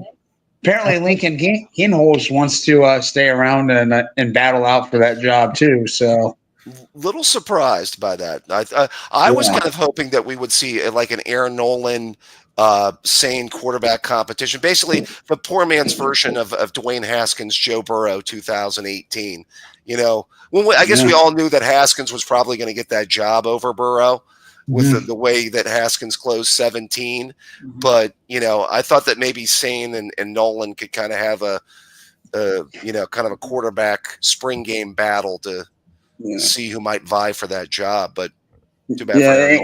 And to be fair to everyone involved, Burrow was behind in that competition the whole way because he was hurt and couldn't really participate fully in spring ball. Right. So it was who knows? That's another what if question. What if Burrow is healthy during the 2017 season and Haskins never gets to be QB2. Right. And never takes the field against Michigan. Well, yeah, Haskins won that job by saving that game in 17 because and I will say this, I'm a firm believer of the best thing that happened to us was JT Barrett getting hurt in that 17 game because I don't know if we win that if Barrett stays in that game. Yeah. Well, and it looks like the chat is not too crazy about Andy Staples and Harry Waserman's top 10. And it looks to me there's no with the exception of Clemson, there's no love for the ACC. It's hard to find a team to be too excited about, to be honest. Like that you feel is really going, like all the top teams, it feels like there's more reason to expect them to regress than to improve for next year. Like all of them. And we have a super chat from Dave Valansky. He says, how many years of Big Ten dominance is it going to take before the media stops having SEC bias? Need to talk about college football after tonight. Okay. Okay, let me rewind to the Paleozoic era of New Year's 2024 when Iowa got shut out by Tennessee, when Penn State got absolutely blitzed by Ole Miss. Yes. And when Ohio State State's offense basically played a game in reverse against Missouri. Right. I mean, this is prime recency bias right here. Yes. The SEC had one bad year, and they lost a couple of competitive games to the Big Ten, and the best teams aren't as good as they normally are. Right. And so I said, like, everyone's just waiting to have to throw a party on the SEC's grave. Everyone is, because the SEC has not only been the best program in the league, they've let the entire country know that they're the best conference in the league. Yeah. I mean, if there's one thing the SEC is better at than football, it is boasting. That is, they Sean, can we at least say though, because we lived in this world, like in later in the Tressel years or the Meyer years, and remember the line in the sand year for the ascension of the SEC, we saw it. It was in Tempe in January 2007 in a game that no Buckeye fans saw coming. I mean, I'd watched Florida play 5 times that year, or 6 times, and I never said, you know what, they're going to beat Ohio State by 4 touchdowns in that game. You know, I don't know if you felt that way going into that game. I never did. And, you know, it's amazing how, like, after that happened, you know, that basically there was a period of time in the later Tressel years, even the first few years of the Meyer era, where the gap between the SEC and the Big Ten was so huge, you could drive like 4 semis through it. I think that is definitely dissipated, I would say. Yeah, I mean the line of scrimmage. David, I have to thank you for reminding me that I'm going to have to call my therapist in the morning. Yes. And try to. No, I mean, like that. I mean, the SEC was really, really good for a long time, but even some of the years, honestly, even during the Saban run, the strength of the league wasn't always like it was not every single year like outstanding top to bottom. It normally was by far the deepest conference in the country, but Alabama under Saban, you know, saved the conference a lot of years. Some of those leaner years, like 2016, there was nobody in that league that was any good outside of Alabama. Right. You know, and so like, you know, they don't have that, and obviously Georgia should be that right now, but for reasons we discussed earlier, they're not. You know, so right now they're vulnerable to, you know, to kind of getting exposed every once in a while. Well, I still think they're the best conference in the country. They're the best conference, you know, fundamentally in the country. Maybe not every single year will they be the best conference in the country, but generally they are. Yeah. Yeah. I tend to agree. I did ask that. Remember, I put that question out to Darrell, our own Paul Feinbaum of MarkRogersTV, Darrell MVP. No, we like Darrell. I'm just saying, how much of the SEC run has really been a Saban run, you know, as opposed to, I mean, because he's got 6 of these national titles over this, you know, run a period of time. I'm not saying other programs haven't popped up. I know Urban won twice, LSU's won twice. Although, you know, LSU when they won in 19 and then Auburn when they won in 10 was about having a once in a time generational quarterback both of those years, I would say. Not necessarily about having a brilliant coach like Chiswick or Ogeron would never be described as brilliant coaches. It was just they had a generational quarterback, you know? Oh, yeah. Yeah, no, that's something. I think Sharon Moore's hoping for that, and he is a generational guy that can make him look like, you know. I think we can see a bit of a dogfight between Ryan Day and Sharon Moore. I think we can see that in the next few years. Oh yeah. Can I just say though, I will say this. The Team Up North fan base, and I listened to their talk shows. Unfortunately, it was very tough for me. It took me a lot of drinking afterwards to kind of deal with that, you know, as I delved into their podcast. But go back after the Illinois game. Go back after some of those all 5 losses they took. They were not calling that guy a genius.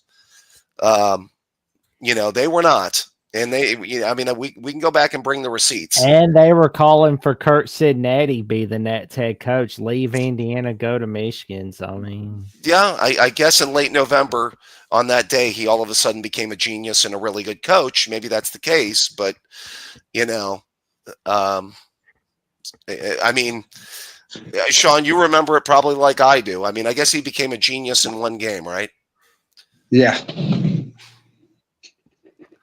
Yeah, Sure did. yeah, I didn't. I'll say this: Michigan. How about them? They beat Ohio State and Alabama. By the way, they beat both Alabama and Kalen DeBoer twice in 1 year. How about that? Twice in one calendar year. Yeah. But they won both of those games, and in each of the game, the offense was really responsible for 3 points. Yeah. In both of those games. Right. If Michigan, is that replicable? Can they really? Can you? I gotta be honest. If Michigan that seems like an unlikely way to unsustainable path to victory. But if Michigan had a better QB game, they'd have beaten us by worse than how much they beat us on New Year's Eve. Well, I mean, that's why they've hitched their star and their millions and millions of dollars to Mr. Underwood, and Green. So they got that Dave Portnoy money. Yeah, or who's it? Larry Ellison's. Larry Ellison's girlfriend or something, wasn't it, Sean? Oh, something. Yeah. Larry Ellison, who, his girlfriend / wife. It's really unknown. Larry Ellison's been married like 5-6 times, something like that. So who knows? Right. Who knows what his status is? But he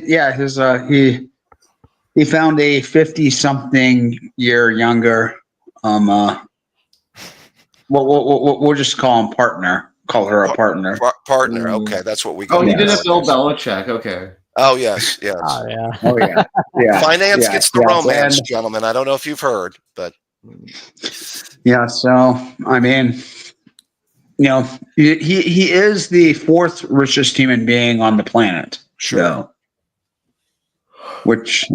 So, Well, and he's apparently financed, committing whatever it takes. So we're getting a lot of comments about how apparently the Big Ten is really wealthy.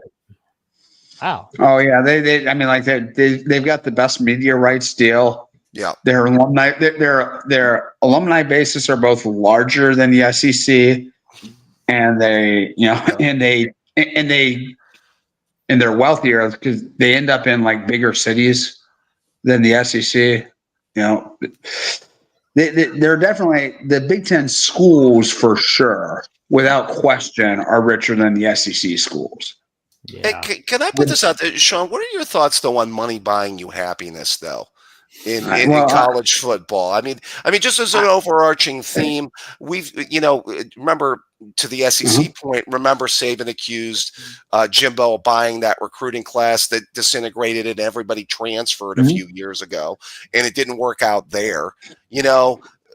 We've seen it at the pro level. Teams waste money. My second favorite baseball team is actually the New York Mets. They have a day called Bobby Bonilla Day, because they wasted money on a baseball player once. I mean, I guess my question is just your thoughts just overall on that NIL will just be a cure-all and we'll just buy players and that'll get us happiness. No. The success of a football program will be determined by the head coach and the athletic director. I think that's basically, and the university president to some degree. If you don't have like appropriate leadership at the top, I don't care how much money you throw at the problem here, Agreed. And maybe when you're rich, you can afford to just cycle through those guys until you find the right coach. But if you've got the wrong coach and the wrong administration, I mean, you could literally have like unlimited resources. Like money could not be an issue whatsoever. Elon Musk could be financing your program, and you're probably going to still fall short of expectations. I'm surprised there hasn't been a team calling for Elon Musk to fund their program, or an NFL team trying to get him to buy them. Awesome. From everything I've seen about Elon Musk, I've never seen him display any interest in sports at all. How about Bezos? I've never heard- Is Bezos have a favorite college team? He's the second richest guy. Washington Commanders, I believe. Okay. Mm-hmm. Because I mean, there are a lot of people asking for him to buy them instead of having Schneider Okay. running it. I mean, because I remember there was those Washington Post articles calling for that. Which I mean, Well, of I'll say this. David, what was it? God, who the owner of the Panthers? The owner of the Panthers. What's his name? David. I want to say Gettleman, but that's obviously not right. I can't think of his name. owner of who? Jeffrey would know. The Panthers. Oh, that moron that runs the Panthers. Not a Well, that ringing moron endorsement. that moron has almost the same collective wealth as the rest of the owners in the league put together. I don't care. David Tepper's still a moron. Tapper, yeah, that's it. Yeah, David Tapper. He's by far the richest owner in the league, and what's that doing for them?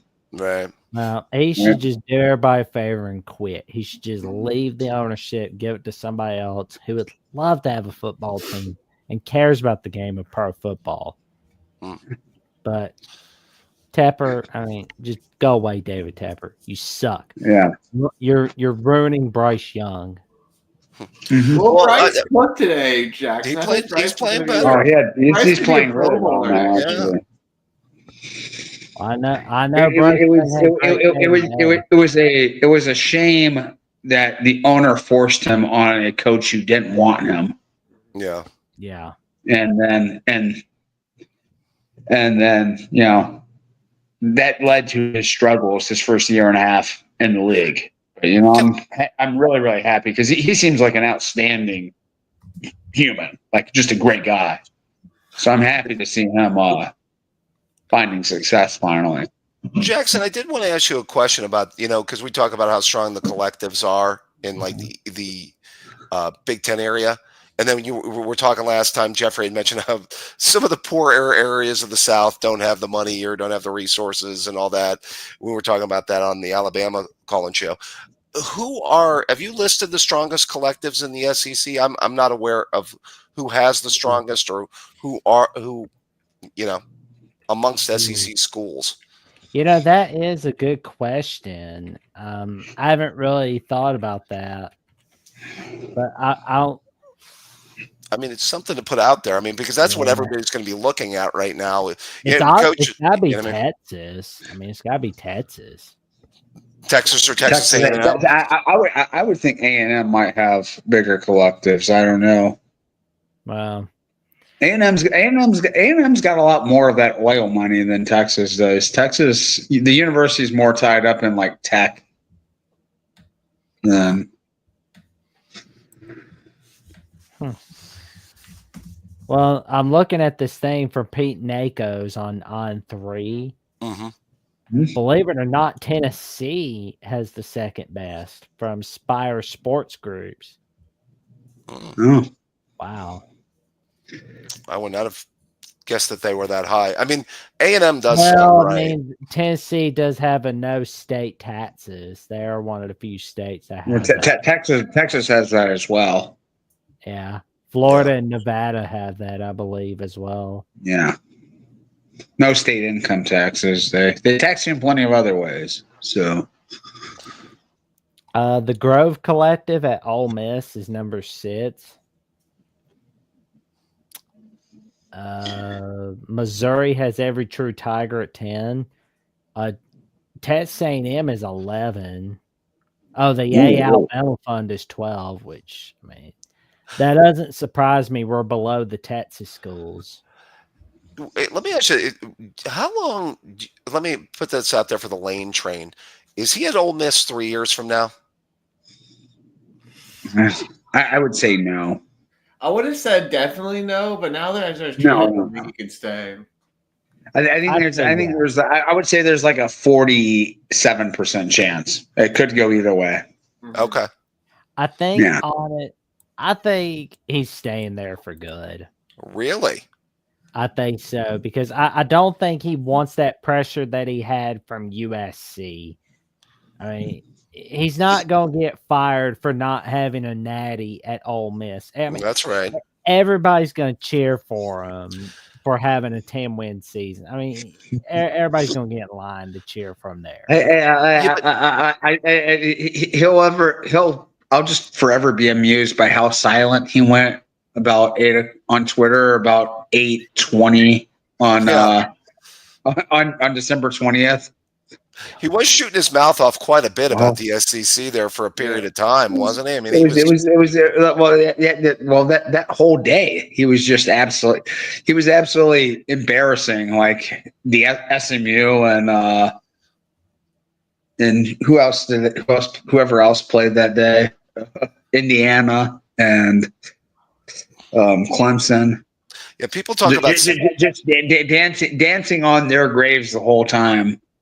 Trying to like make a point, and then the team in your league goes out and gets dropped on their head.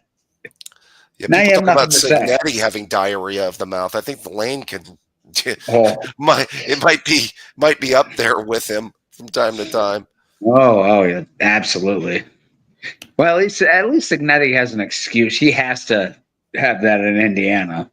Well, Lane, what are you doing? What do you guys think is going to happen at Southern Cal? Like, I'm just fascinated by by that. Like, I enjoy watching their college shows, all of that stuff. It's just, I think that, like I said, I wonder if Lincoln can, first of all, ever get his staff right. If he can ever hire a defensive coordinator to save his life, I mean, you saw it at Oklahoma for years. I mean, they scored a lot. They gave up a lot. He was never able to get the defense straightened out. He wasted generational quarterback play there because they couldn't put together a halfway decent defense. I think he benefited from having Caleb Williams that first year. And he's benefited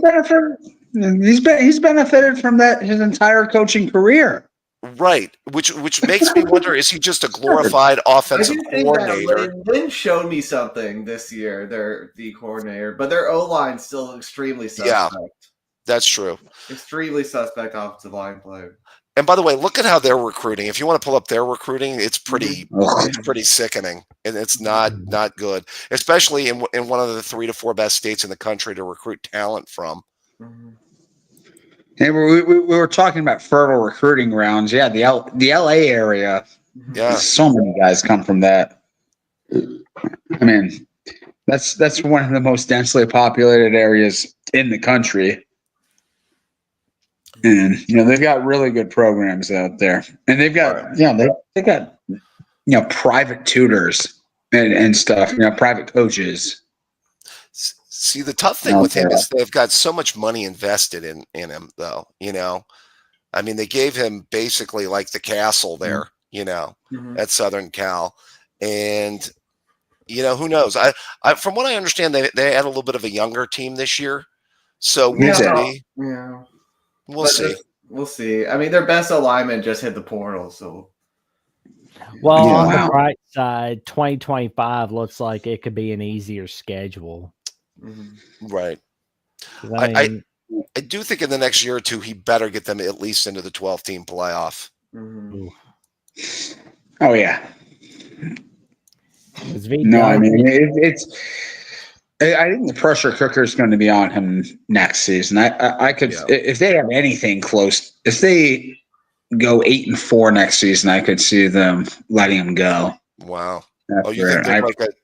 You think there's like a bottom line win total next year, Sean? I don't know if there exactly is, but I probably maybe not in advance, but I think there's expectations that they and if they're playing in the Sun Bowl next year, I think the administration's patience will run out. The fan base's patience will run out. You think SC fans are yearning for the days of Clay Helton again? They won't admit it. They will not admit it. No, I cannot hear USC fans saying we want Clay Helton back. See, I mean, like there are so many opportunities there to like get NIL collectives behind it. Like, I mean, those entertainment industries and stuff, get some of the studios out there, get Warner Brothers, get like Death Row Records. What about Put it out there? didn't- Can you imagine how much a Death Row Records NIL would cook there you right go. now? Like Snoop that Dogg? would be Yeah. like. Let's get Snoop Genius. Dogg going back to USC games. Let's kick up some cash, Snoop. Will Ferrell. Yeah, Will Ferrell, where you at? Mhm. You my boy, Blue. Let's go. We can modernize it here. We can get Kendrick and J. Cole on the sidelines now, right? Well, didn't Spielberg and Lucas both go to USC? Or Yes, they both did. Yeah. Yeah. It's the top film school in the country by far. Yeah, word is they've got a couple bucks. I don't know. I saw Snoop was at I don't know. the women's game, women's basketball game. I'm surprised somebody hasn't tried to get oh man, I forget her name. Not Cardi B, but Nicki Minaj. Like try to get her into NIL. Jackson, you think she's a fan of Southern Cal football? Is that what we're going with? They aren't gonna care. They gotta get somebody. Mhm. Yeah, or Well, try no, to get she's Cardi she's B. well, I mean, like she's try to get Cardi B. Nikki's a New Yorker. I don't know. Okay. She's not. Maybe She's they not. could get I Cardi don't B she's to Cali. do Yeah. like NIL funds where it's like yes, it's like, oh, praise be Cardi B, come by our NIL funds. Yeah, it should go Cardi B. Blah, blah, blah, blah, blah, blah, blah, blah. Y'all be gagging on that. Y'all be gagging on that. It's like Wow. yeah. Will you give us your money for our NIL fund? That may be the route they're going to have to go. I bet if it's another year like this, they're going to be quite desperate, I think. So, Yeah. I mean, you want that is an after dark moment right there. But, yeah, the coach next year, by the way, I think they could be on his way out is Brent Venables, by the way, at Oklahoma. Oh, I think he's toast. Yeah, I think there's a coach that's on borrowed time next year. Mhm. Really on borrowed time. Yeah, get Chad and Tierney from the Voice Scholarship Oklahoma on this. Yeah, I just they're definitely holding out hope for Venables. Mhm. really. They need a lot of help for material. I think Tierney needs a lot for the portal to be successful. The problem with Oklahoma, with judging them from this year, is because they were so beleaguered by injuries. It was like, Yeah, they did. It's a perfectly built-in excuse for Venables to, hey, you can't judge us on this year. Like we're missing so many guys. No, But I don't think I said it when I hired him. I don't even think he wants to be a head coach. He didn't do it for 20 years when he could have. You know? So yeah, I was, well, everybody was putting his name out there, as he was building up some of those Clemson defenses, though. Oh, God. Well, remember his even name was like the hot hire kind of. Before the Clemson defenses, when he was a coordinator under Stoops, he was a guy getting floated for head coaching jobs. That's true. And he never took it. He never took, I think if he saw his university in trouble and he tried to come in and save it. Yeah. I don't even know if he'd be that offended if he got fired, to be honest. I don't think he ever wanted this to be in this position, and he's done an okay job at best there since he's gotten there. But yeah. Can you hang your hat on an Alabama victory nowadays, Jackson? Is like a big oh win. yeah, oh absolutely. Sorry, I slipped that in there, Jackson. They also had the Texas victory from 23. That's true. So Can't laugh at yourself. Can't laugh at everything else. That's what I always heard. Yeah.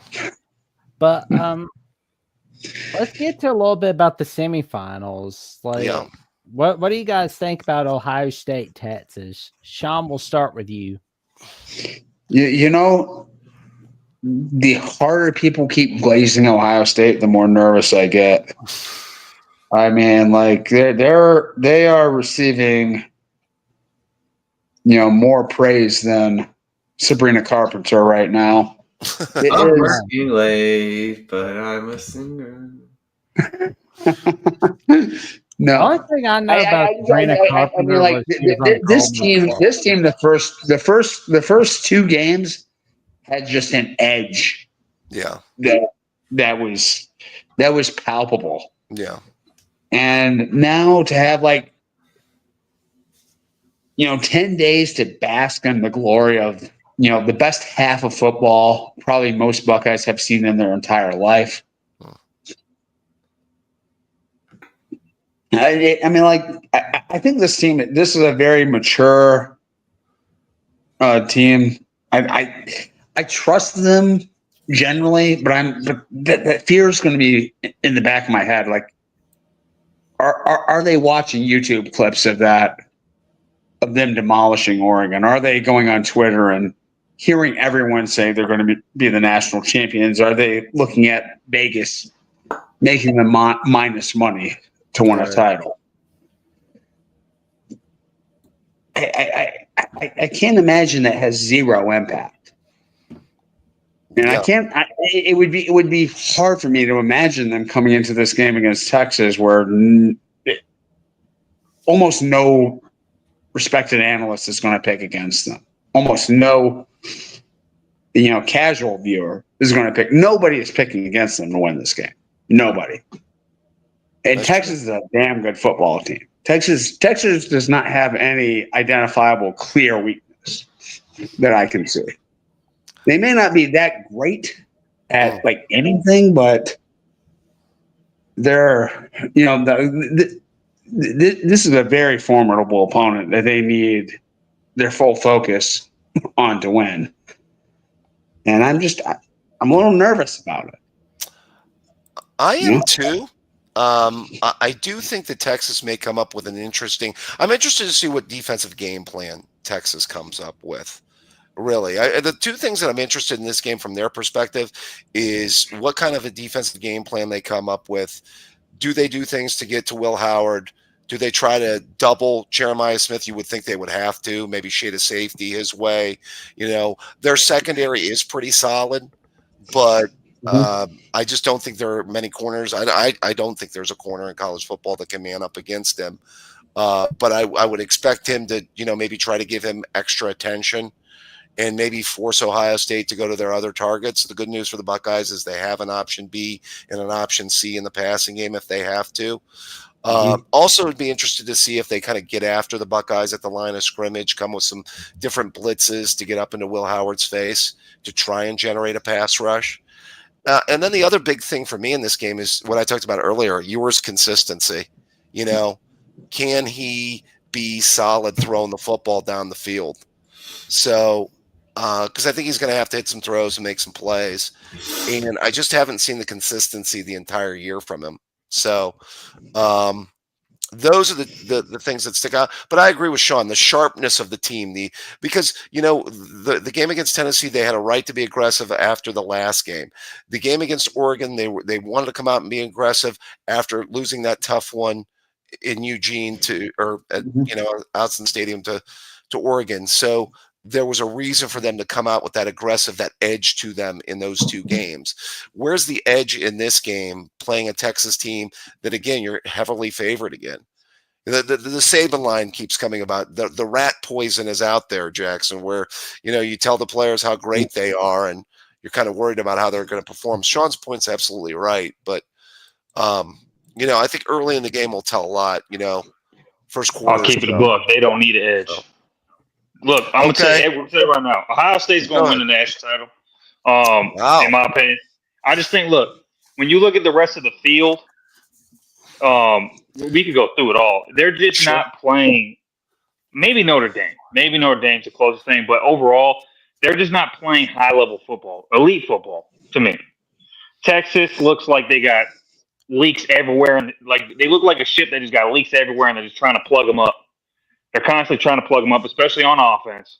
Mm-hmm. Notre Dame, great defensively, but their offense, yeah, they got a good run game, but they don't come off to me like they're not explosive necessarily. They're not like you don't really fear them putting up a crazy amount of points. They're kind of like a mid 2010s Jim Harbaugh kind of Michigan offense, where it's a lot of ball control, play great defense, move the chains type thing.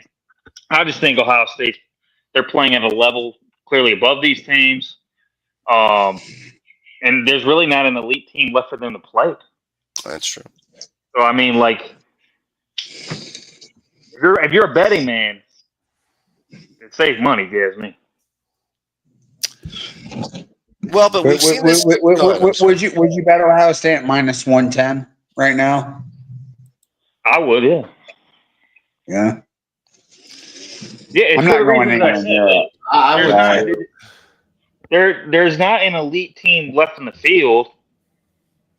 You know what I'm saying? Like, there's not a team you look at and be like, man, they scare me. That team doesn't exist outside of Ohio State. But Texas, I feel like, has a really high level A game in them. They've got a lot of guys. There are so many guys in that team that are going to play in the NFL. They've got real strength on both lines of scrimmage. Like they do. Real, yeah. They do, but I read this on 3. Is a Texas Longhorns on 3. I read this article about pretty much what Michigan does defensively and what other teams, why they don't mimic it. So what they said was Michigan runs a lot of cover 6. They leave a light box. They let the front 4 eat. They were saying pretty much teams are just scared to do that because one, Ohio State does have a good run game, and they're scared to do that because if they do that, the run game should be there. It should be there. Yeah. And the cover 6 is a combo coverage. So it's pretty much cover 2 to one side, cover 4 to the other side. And teams aren't running that. Tennessee ran mainly cover 1 press man. Right. Oregon ran a lot of cover 1 quarter half. Yeah, like you have 3 safeties. You have 3 deep coverage guys. And one of them is responsible for half if the other 2 are exactly. And they're in many, and this is it's hard to mimic too. They were saying because Michigan prepares for it all year, so I don't think there's a defense left unless they really try to. I don't think they're going to just change their whole defensive playbook just to play high. And I think Ohio State is going to take advantage of that, honestly. Well, let me throw this out to you, though. What if we see the Texas team that we saw in Ann Arbor early in the year? Because, I mean, Texas, say what you will, they threw the ball very well against your defense. I mean, Quinn Ewers didn't struggle to throw the ball against your defense. They pass protected well. They threw the ball well against you guys. I mean, what if we get... I have an easy answer for that, though. All right, go ahead. Shoot. I think the first half defense under Wink Martindale was a totally different defense than the last half of the year. I think he ran a much different defense. He was doing cover 0 blitzes. He was leaving guys on islands. And if you look at the last, and also our linebackers weren't nearly as good as they were in the second half of the year, especially in coverage. So if you look at from the Oregon second half on, he really kind of went more towards what Mentor was doing. And really doing simulated blitzes, blitzing 5. I mean, sometimes he blitzed 6, but for the most part, he pretty much stopped doing all that cover 0 blitzing, that crazy blitzing he was doing, and he pretty much just implemented the Mentor style defense from the year before. So you're saying he was playing Don Brown defense early in the season? He literally was. Like if you look at especially on third down, it was ticking me off, man. He was blitzing everybody on third down.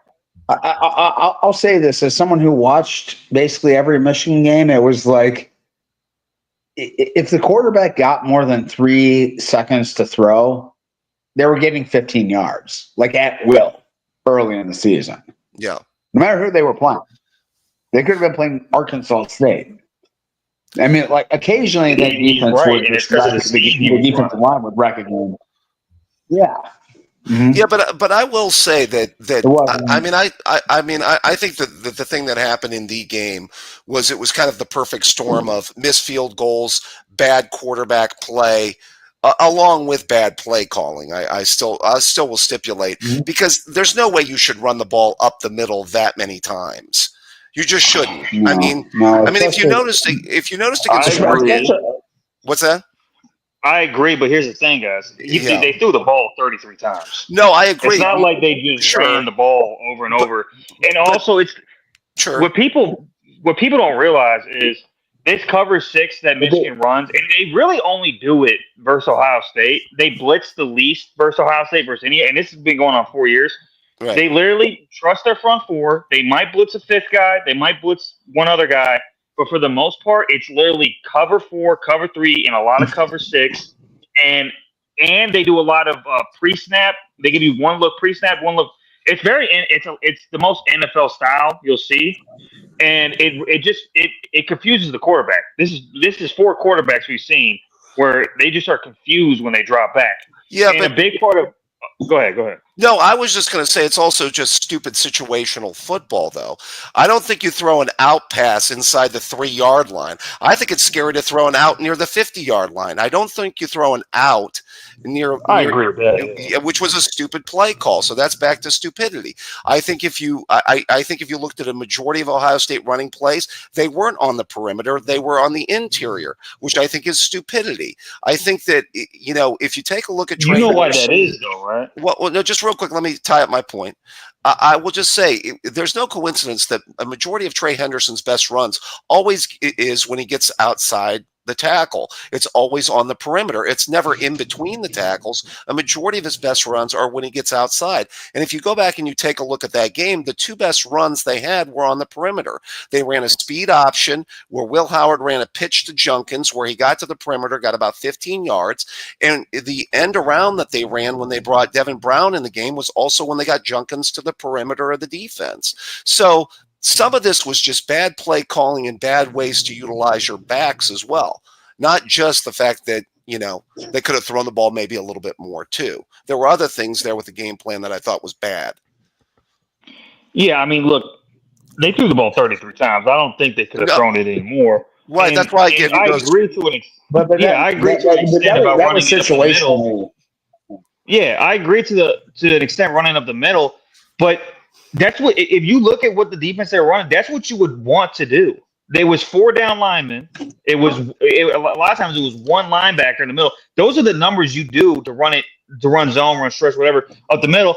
And a perfect example is, they had success on a couple of those on a couple of those outside perimeter plays. Right. But there was also a run with Travion Henderson. I forget. I think was it the 4th quarter? It was one of those outside runs, and because of the way that defense is structured, they also take away that perimeter. That cover 6 that they run, it's nice because it not only does it take away, because it's cover 2 on one side, it also takes away those perimeter. The cover 2 side takes away the perimeter, and the cover 4 side takes away the deep. And I'll finish with this. This is what I like my plane. That Texas article was talking about what Ohio State loves to do is they love to the slot receiver, so Abuka. They love to send them deep on on a seam or a deep post, and then they also will send Jeremiah Smith on like a deep cross, a deep post as well. And what Michigan does really well, and it's part of the reason why he was throwing the outside route, and why he's throwing and why they throw a lot of curls against Michigan, is because Michigan does a really good job of taking away those deep routes that they want to throw to. If you look at the Tennessee game and the Oregon game, what were the best plays? It was the deep crosses to Jeremiah Smith, the post routes, all those routes. That cover 6 that Michigan runs takes those away, and it makes the quarterback go to his third. There's always going to be a deep safety when you're coming across, especially if you're coming from the cover 2 side into the cover 4 area. But I don't want to talk about Michigan. Back to Texas. I just don't think there's a defense that's going to just scrap what they've been doing all year and try to implement those kind of things, because those things are complicated. And I just think Ohio State's going to win the title, because I just think that, frankly, the rest of the field, and I guess the best way to put it is it's kind of mid, and Ohio State's not. That's the best way to put it. The rest of the field is mid. They don't have an elite team they're playing. Texas, I don't think Texas scares anybody offensively. And you guys have arguably, well, I don't think arguably the best defense in the nation right now. And I don't know, man. I don't see it. I don't see it. I mean, I agree. I think Ohio State should be favored. I think they will win this game. But there's something to be said for when everyone is telling you you can't lose. You know, like that's when let-ups happen. That's when things that shouldn't happen do. Yeah. Yeah, but that's superstition, man. I mean, if you're just analyzing, it's not superstition. It's psychology. There's very real cause and effect. It's not like. And there's also been games where Ohio State's been off earlier in the year before the game. You know, they were off against Nebraska. Really, I didn't think they played particularly great against Indiana the week before. That game was largely due to 2 special teams touchdowns that they got in that game. Well, their defense was excellent in that game. Well, no, Sean, I'm speaking more about the offensive side of the football. Okay. Yeah, the defensive side of the football only really had one bad game the entire year, and that was at Oregon. So, you know, really from the offensive side of the ball, we have seen some inconsistency even before we got to the game this year. I will kind of caution that. Yeah. Then we've seen some Will Howard carelessness with the football before we got to the game this year, where he had that ability to maybe throw one to the other team, why did you throw into double coverage? Why didn't you see the safety cutting across the field, type of throws. And, so, yeah, I mean, I'm not saying I've seen that in the past, and, I'm not saying that it couldn't happen again. I'll tell you this, man. If you see, and you'll know early in the Texas game, if you see Texas's defense running a lot of man coverage, especially press man, it's going to be a long day for Texas. Right. It's going to be a long day for Texas. Texas corners aren't bad though. From what I've seen, but they haven't seen a passing game. Jade Dillon is the Purple Award winner. You got Makuba and you got Tafe, who probably should be suspended for the first half of this game, but we probably talked about that earlier. Another thing people aren't talking about is Ohio State. A lot of the pre-snap that they be doing. They're doing a lot of really good pre-snapping. This is where Oregon defense was getting in trouble. They were so confused because a lot of the pre-snap motions, the different alignments they were getting into Ohio State. If you look at that deep touchdown pass to Jeremiah Smith, the deep post where he goes up, he's wide open. I mean, he was lined up as a tight end on that play. Yeah, they did a motion. It was 2 feet away from the left tackle when that play started. They did a pre-snap movement, got into I think it's called a 4x1. It's four to receivers on one side, and then I think you got the tight end on the other side. And no one challenged him at the line. He literally had a free run up the middle. Right. No one touched him coming off the line of scrimmage, and you just can't do that. Well, that was the other thing. The Oregon secondary has been the deep safety, like the single high safety, had pure responsibility for him on that play, and you just can't leave him. Well, you have to challenge him at the line of scrimmage on every play. You have to. You can't just let him run free from the line of scrimmage. That's a problem too, because he's 235 pounds. Well, the one thing that try pressing that guy. The one thing that were you going to say, Dr. Bucko? No, the one thing Texas could do is they could just purely double him and just force Ohio Howard to go to Tate, to go to Emeka, and go to option B and option C. Well, they need to do bracket coverage on them. Yeah. I mean, that's what I'm saying. Shade the safety over there. Force them to go to option B. The Belichick theory of defense, which is basically if you've got a number one, I'm going to double them and force you to go to option B to option C. And that could be a route that they could take because you can still play man coverage and just put a safety over the top. Teams do that. So they could go that route. I just think it's going to be a long day if they do that, man. I just don't think man coverage works against. And this has been the whole time Ryan Day has been there. Right? Man coverage, for the most part, does not work against these elite wide receivers. You're going to get burnt at some point. Our receivers will get open against zone, too. They know how to find the dead spots in a zone, too. So they do. Yeah, that's true. So, I mean, they could run zone, they could run man. I'm just saying that they would be smart to try to give Jeremiah extra attention, and one would think they might have to. So, and force them to go to an option B and an option C. Well, the good news for Ohio State is they do have an option B and an option C. Will, what's your take on Ohio State, Texas in the Cotton Bowl? What's your early take on that? I'm thinking it could get ugly. Maybe not right away, but I still think Texas's offense can keep up with Ohio State's passing. Yeah, I feel like if they're playing with their food a little bit like they did against Arizona State and Clemson, I don't think they're going to be able to come back against Ohio State. Yeah, but that's the Matthew Miller problem. has said, They try to get into a track meet with Ohio State. You have to ball control this team. You have to keep that offense on the sideline. You can't. That was Oregon's problem. It worked in the first game because they were actually moving the ball. But the problem is when you can't move the ball and you're trying to run quick offense, it could get ugly real fast, and that's what we saw.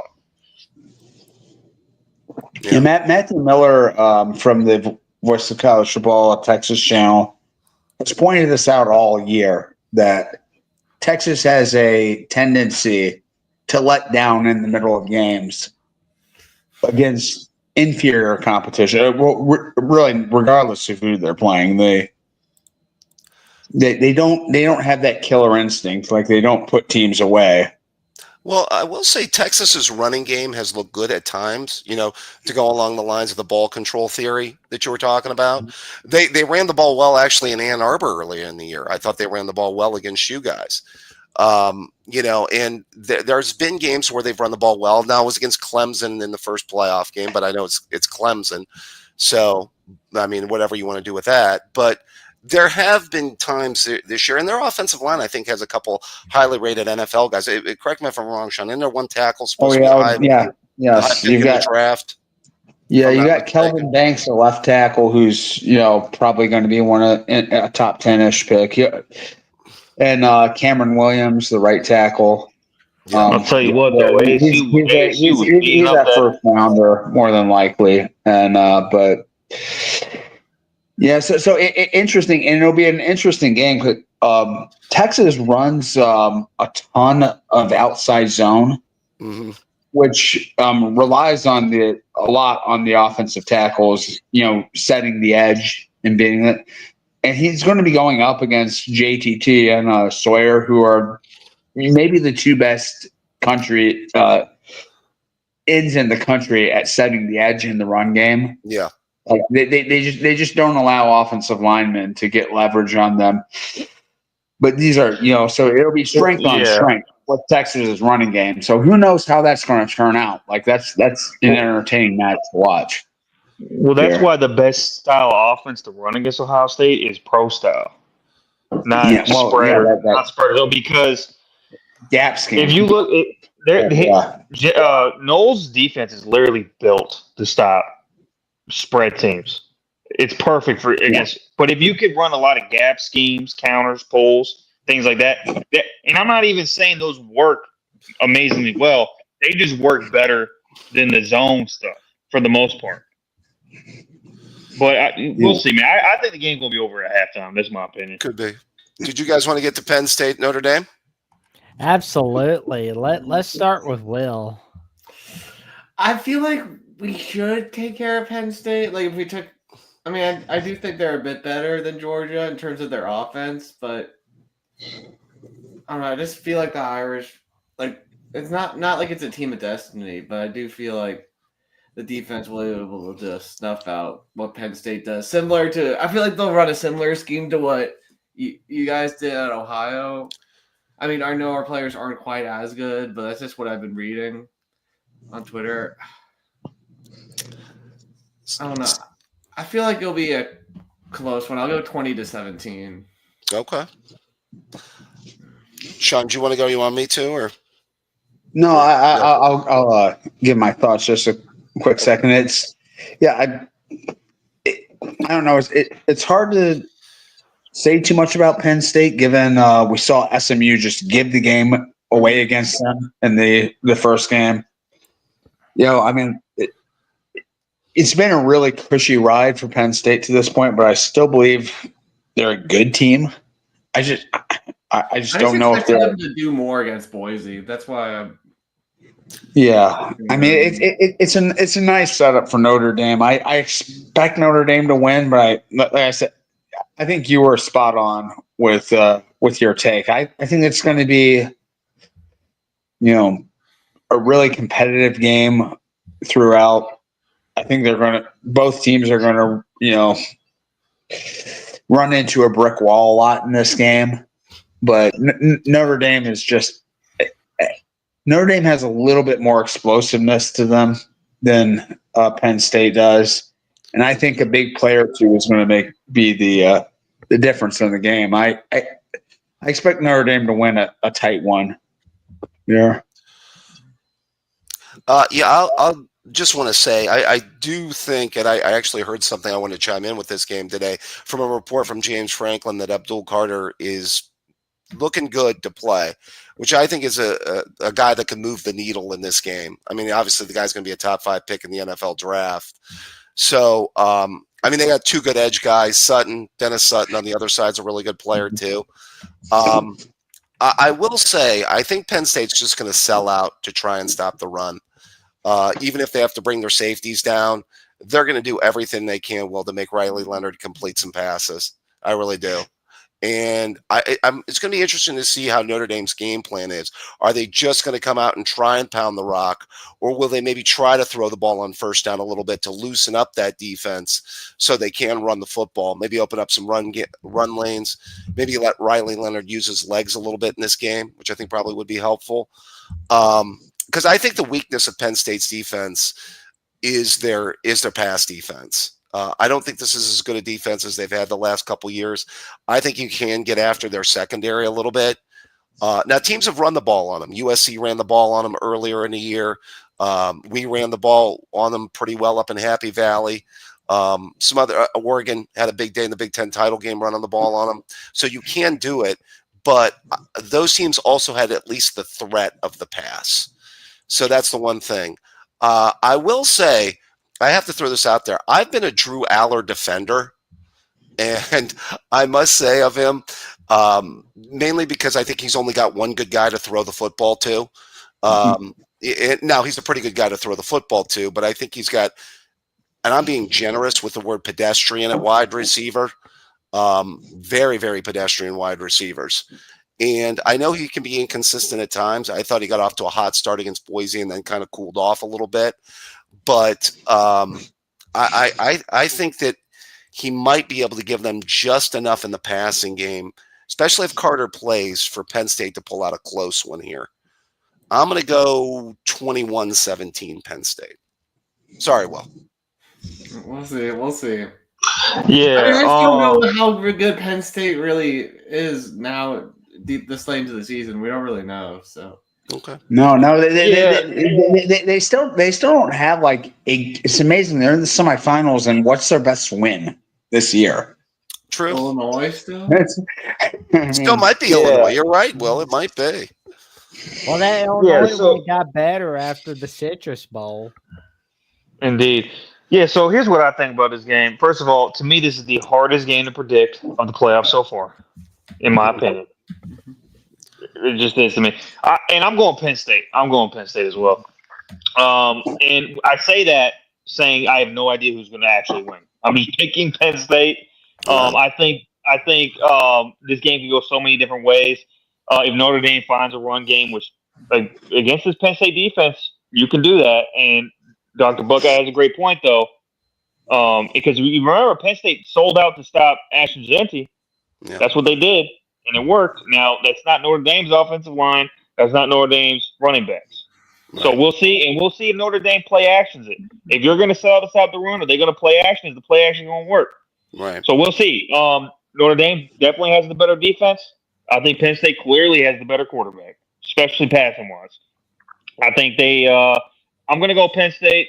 I think that I prefer their offense, actually. I think they could do more in terms of if you do try to stop the run. I think Drew Aller can bail you out a little bit. And even that's without having really any receiver threat. Now you do have a phenomenal tight end. I think it's going to be Ohio State versus Penn State in the national title game. Wow. And I will say this though, James Franklin could always James Franklin this up. Okay, Has that Penn Boise. State played a running quarterback? Yeah, I would say to some Will extent, Howard. well, to some Howard. extent, Will Howard. But I was gonna say, when I say James, that Boise State game should not have been as close as it was, and that was James Franklin making that game so much harder than it needed to be. I'll give you several examples. 14-0, they get the ball back, they hit a deep shot. For whatever reason, they're like, "Oh, let's hurry up and run a play. Let's hurry up to the line, try to run a read option." Yeah. A day, a Harbaugh, a great coach in that situation. There's no need to hurry up. You're up 14-0. You got the ball. Get into your set. Run a clean play. Run clean offense. You're on a roll. Another thing they were doing stupidly is they kept going away from the run game. Why do you keep taking deep shots to a pedestrian wide receiver core? Why do you keep doing that? Do what's working. So I could see James Franklin his game up, making the game harder than it needs to be. Trying to do some plays, getting away from what is working, whatever the case is, and that'd be my fear in this game. James Franklin just messing up whatever they had planned. Hey, well, I will say this. I think your quarterback can hit some throws. The Boise quarterback threw the ball pretty well against Penn State's defense. I would add that. So there may be some plays to be had out there, as he just said. I mean, maybe some play action on first down. Hopefully some play action deep to face on. Yeah, or at least you maybe work your tight end or your backs a little bit. Yeah. Penn State's defense has been cooked several times this year, and I'm talking both run and pass. I'm not just talking in one area. Right. Which is why Ohio State's honestly going to win the national title, because they're the only team, and I hate saying it as a Michigan fan, but they're the only team that can be, when they're at their ceiling, great on both sides of the ball. Great on both sides of the ball. Penn State, I don't think they're great on defense. No. I don't even think they're necessarily great on offense. I mean, they're playing pretty good right now. So at the end of the day, it's going to be Ohio State versus Penn State in the national title. My dream scenario, not going to happen, guys. Not going to happen. Would be the one time James Franklin gets his long way to win. I know 2016 he had one, but I'm saying since 2016 he finally gets his long way to win against them. But that's not going to happen.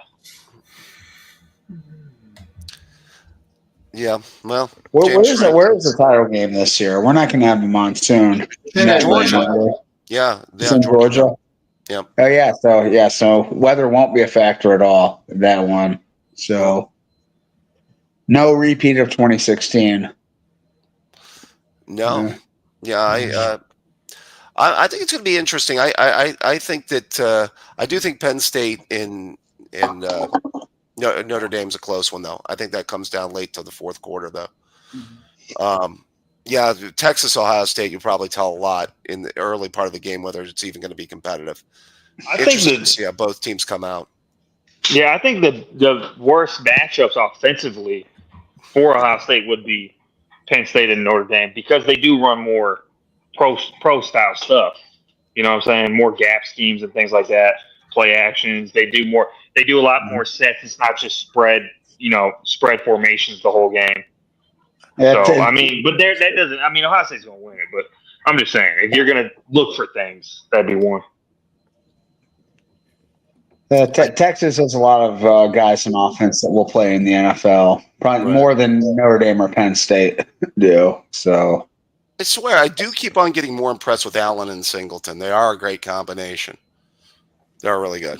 Yes. Not to say your guys aren't too well. I mean, your backs are really good. By the way, is that injury to Love? Was that serious, or is that? He'll play, but I don't think he'll be at 100%. Okay. It's going to be interesting to see what happens between the Penn State Nittany Lions and the Notre Dame Fighting Irish. A lot of people have said the winner of Ohio State, Texas will be the winner of the national championship. But we'll wait and see what happens.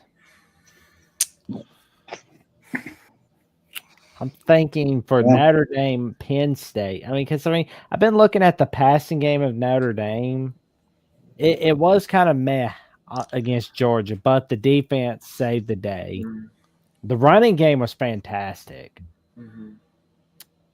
And honestly, I'm just going to have to say it's going to be Notre Dame 21, Penn State 17. Oh, okay. You got my opposite score, Jackson. There you go. Yep. Oh, I didn't even give a score. Yeah, Damn, go ahead. Okay. 28. 28. I'm going to go 28-14. Penn State. Wow. You like it by that big of a spread, huh? Well, like I said, I have no idea which way this game's going to go, so I'm just going to pick a version of events, and my version of events is they do stop the run. They do sell out to stop the run, and what's the name of the quarterback again? Is it Riley Leonard? Riley Leonard. Riley Leonard. Okay, Riley Leonard has trouble completing passes. He's getting pressured a lot. He gets rattled a little bit. They have a real tough time scoring. And Penn State, I think Drew Aller has taken a step. I think he completes enough passes. I think they do enough in the run game. And I think they get maybe a touchdown or two, maybe like 10 points late to make it 28-14.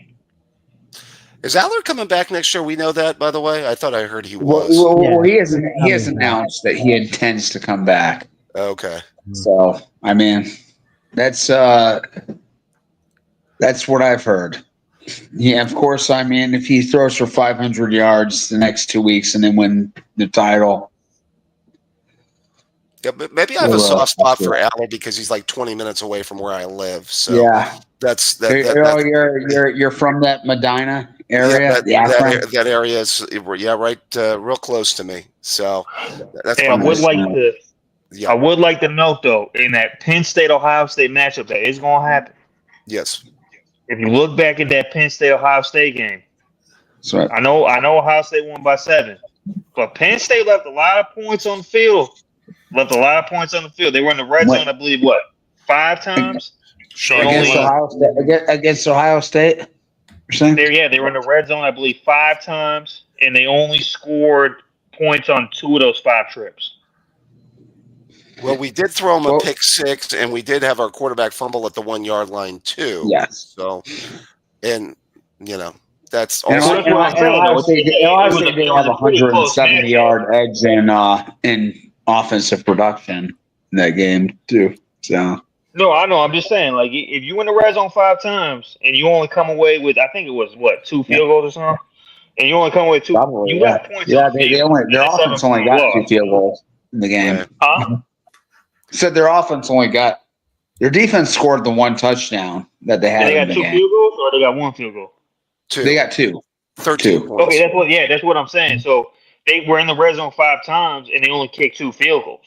Yep. So what I'm saying, they left a lot of points, even just field goal points on the field, and it was a 7-point game.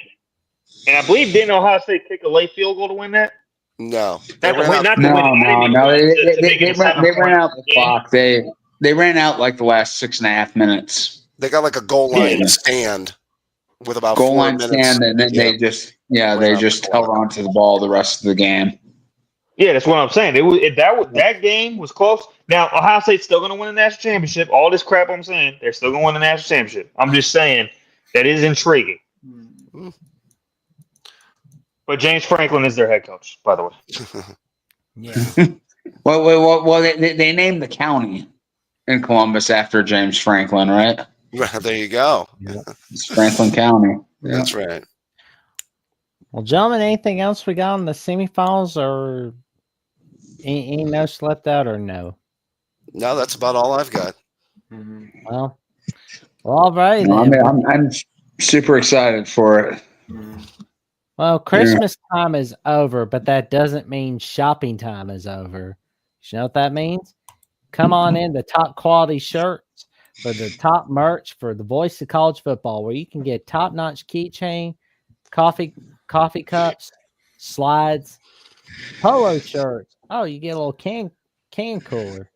And the voice of college football notebook that keeps all your secrets safe. If you need to vent about somebody, if you got something that's bugging you and you need to write it down, The Voice of College Football Notebook will keep all your secrets safe. That I can personally guarantee. The wine glass. I mean, it is perfect with the Voice of College Football Notebook. It goes swimmingly well. I can tell you right now. The T-shirts, the shorts. Let's see. Oh my God, the flag for the Voice of College Football, the phone case, little something for the kids, little visor, blue jean jacket. Somebody's a big fan of Once Upon a Time in Hollywood. The zip-up hoodie, the hoodie. Another polo shirt, bomber jacket, socks, long sleeve shirt, pullover. And of course, there you go. Jigsaw puzzle, mouse pad, gym bag, backpack, steel water ball, distressed dad hats. Hey, the dad's got to have something, am I right? The trucker caps, the beer glass to show off to all your friends, and there's the pet bowl. Who could say no to this sweet little face? Can you say no? I know I can't. What do you think, Dr. Buckeye? Can you say no to that face? What about you, Michigan man? Can you say no to that face? See, no, you can't. I'm more of a kind of Corso Mastiff type of guy, but yeah.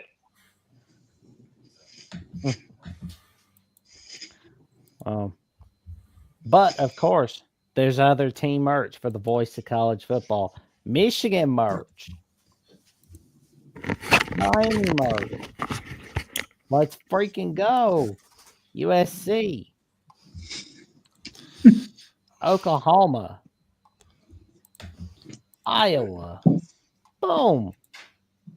West Virginia. Isn't it amazing that that same couple is fans of all of these different teams? Well, they really like those. They really love college football. That's what They do. Oh, yeah, they're committed. Oh yeah. Oh, Did you plug the book yet, Jackson? Did you also give the? I already did earlier, Yeah, okay. but I can do it again if you want. Oh, a little something for Ohio State. There you go. There we go. And here we go. And the another ultimate Valentine's Day gift. The Mark Rogers book. The Disputed National Champions, College Football's Historical 1990s Reset, where you're going to learn all about what happened during the 90s, how the decade changed sport, why the championship results should be questioned, how to critically think through the scenarios, and appreciate the accomplishments of teams that were not recognized as champions.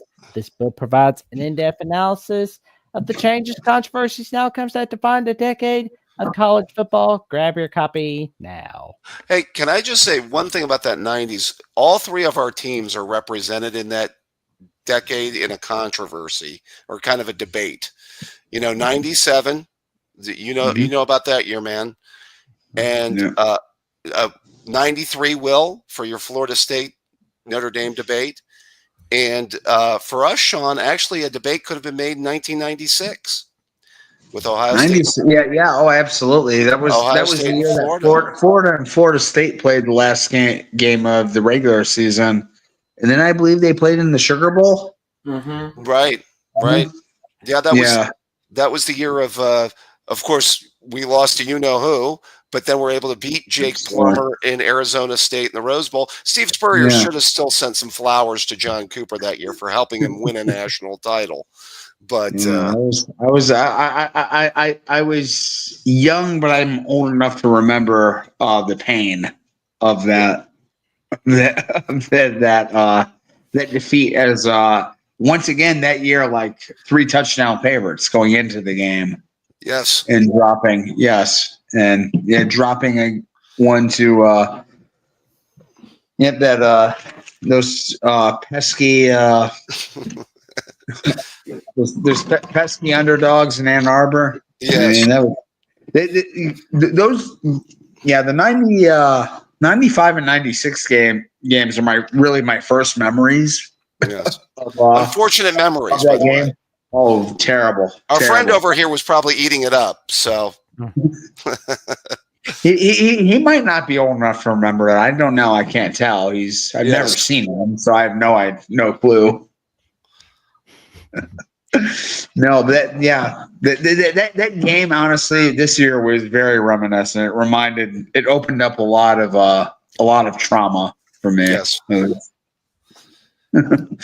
So There we go. no, but yeah, that year Florida State beat Florida in the year-end game, right? And then they played again in the Sugar Bowl. Yep. Because that was pre even BCS Arizona. It would have been a Florida State Arizona State game, just like a year or 2 years later. Right. But yeah. Remember, who he also got some help from was Texas, who beat Nebraska in the first ever Big 12 title game. Very first one. Yeah, exactly. That opened the door because Nebraska was going for maybe a three-peat that year. Well, yeah, they lost to ASU before, right? Yeah, they lost to them in the early in the season. Year. Yeah, broke that winning streak with Jake Plummer. Mm-hmm. Pat Tillman, RIP, was on that team. Yep, absolutely. There we go. And John Cooper beat his former team. That's right. In the Rose Bowl. Yep. That's the thing about John Cooper. Everybody talks about his record against Michigan, but people forget about his record against Arizona. It was disastrous as well. Really? I don't even know if I ever knew that. Well, the first Rose Bowl I watched him. It was the first Rose Bowl was the one that he beat the team up north in Bow that year in '86, and that was when I first remember John Cooper. Wouldn't you know he was able to beat him in a Rose Bowl that year? Harbaugh was on that team, right? That was my first year of watching. That was the year he made the guarantee, and Matt France still sailed a field goal that I to this day still thought was going to go in. But yeah, as a matter of fact, Arizona State was 0-2-1 against Arizona in the 3 years that John Cooper was there, from 1985 to 1987. So rivalry week was not John Cooper's strong forte. So we should have seen it coming. Yes. You're saying, huh? Yeah. There's a lot of suffering in the '90s, I guess. Oh God. There you go. Those were painful memories to me because that was about right the time my family moved up to Michigan, and I kind of ran up a big credit card with my mouth during the weeks, both of those years. Yep. And the bill came due Monday. Oh, Ben's sick tonight, and Spaz, he's spazzing out in a cave somewhere.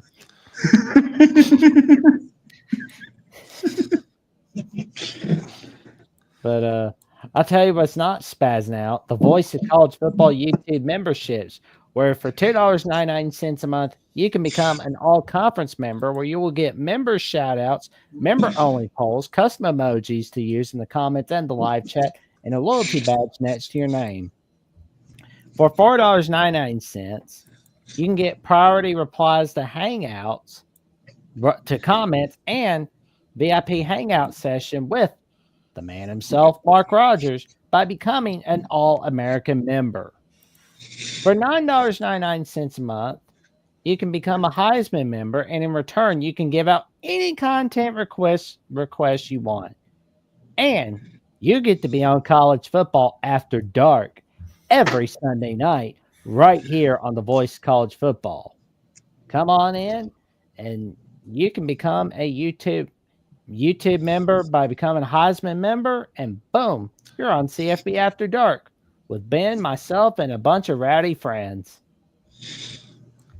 And $19.99 a month, you get discounted merch by becoming a Hall of Fame member. And for $99.99 a month, you can become a YouTube member for Voice of College Football Bets, where you get VIP access to all the top expert pits. For Mark Rogers, Wager Talk Steve Merrill, the Steve Dace Show host and Michigan podcast host Steve Dace, and Trojans Wire and Big Ten Live host himself, Matt Zimick, as they go over their top pits of the season every year. I can tell you right now, they are the guys to go to for college football pits. Well, maybe I should have gone there. My record this year wasn't the best. No, Indeed. I don't know. I don't know anybody that won this year. It's kind of crazy. Yeah, and I would like to say Everyone I've talked to said this was their worst year in recent memory. I would like to Yeah. say, as a Michigan fan, we never want to see our arch rivals win the national title. But if they are going to win one, at least it's in a year where they didn't beat us. So Yes. How did I know you were going to say that? I figured that was going to come. I guess that will make the 5 losses you took that much easier to take, and considering you won the game. So I will say it's probably the greatest 8-win season we've ever had. I will say that. We beat both our rivals. We beat top 11 Alabama. If you're going to have a 5-loss season, that's how it's done. You know what I'm saying? Now, do you go back to the 90s, by the way, or what was your starting point of? Oh, I'm on the 28. Okay, my bad. I didn't know. So we were referencing the Cooper years, unfortunately for us earlier, and we were said that there was a year almost in the 90s where this happened. Obviously, it almost happened 2 years ago. If the kick goes in Georgia, or if Marvin doesn't get knocked out, I believe it happens 2 years ago. But yeah, I think that would have been worse for Michigan fans 2 years ago. One, because we were so good, right? And we had a chance, and all that. It's different this year. One, because we just won a title, right? We just won one. Yeah. And in a season where, especially, by week 2, we were like, yeah, we're not beating Ohio State. There's no way we could beat Ohio State with this team. And we ended up doing it. If you guys win the national title, it sucks still. But it's just if it's gonna happen, this would be the preferable way that it would happen. You know what I'm saying? Well, yeah. I guess we're at the end of the show. But before we go, we're gonna tell everybody where they can find us, and we'll start with you, Michigan man. Where can they find you? You could find me cheering for Texas and then probably Penn State, even though I know they're not going to win. I'm still going to cheer for them. Sorry, Will. Just the way I'm going, man. We'll be seeing you on the Michigan Call-In show for sure. Like, I'm looking forward to see what you guys say. Most definitely. Oh, yeah. Sean, what have you got going on your adventures this week? Well, tomorrow night I will be heading over to the Gerald R. Ford Museum and paying my respects to the late President Jimmy Carter. While they visiting some exhibits commemorating his life and his story. So only a short trip from my house here. So that'll be a very important. Rest in peace, Jimmy Carter. Whatever you think, whatever your politics are, I feel like you're not a real American or real decent human being if you don't recognize he lived a great life and he's an outstanding human being. Did a lot of great work. So I'm very excited for that. And then also extremely excited to root on the Buckeyes to victory on Saturday night against the Longhorns. And not a whole lot else. I'll be coaching wrestling during the week and all that other stuff. Probably not too busy on the socials this week. So yeah, let's go Bucks and let's bring another one home. Dr. Buckeye, what have you got going on your adventures this week? This week, I plan to be back on Mark Rogers this week, as I often am, hopefully to celebrate an Ohio State victory and to continue to troll the Team Up North fans, as I want to do and enjoy doing.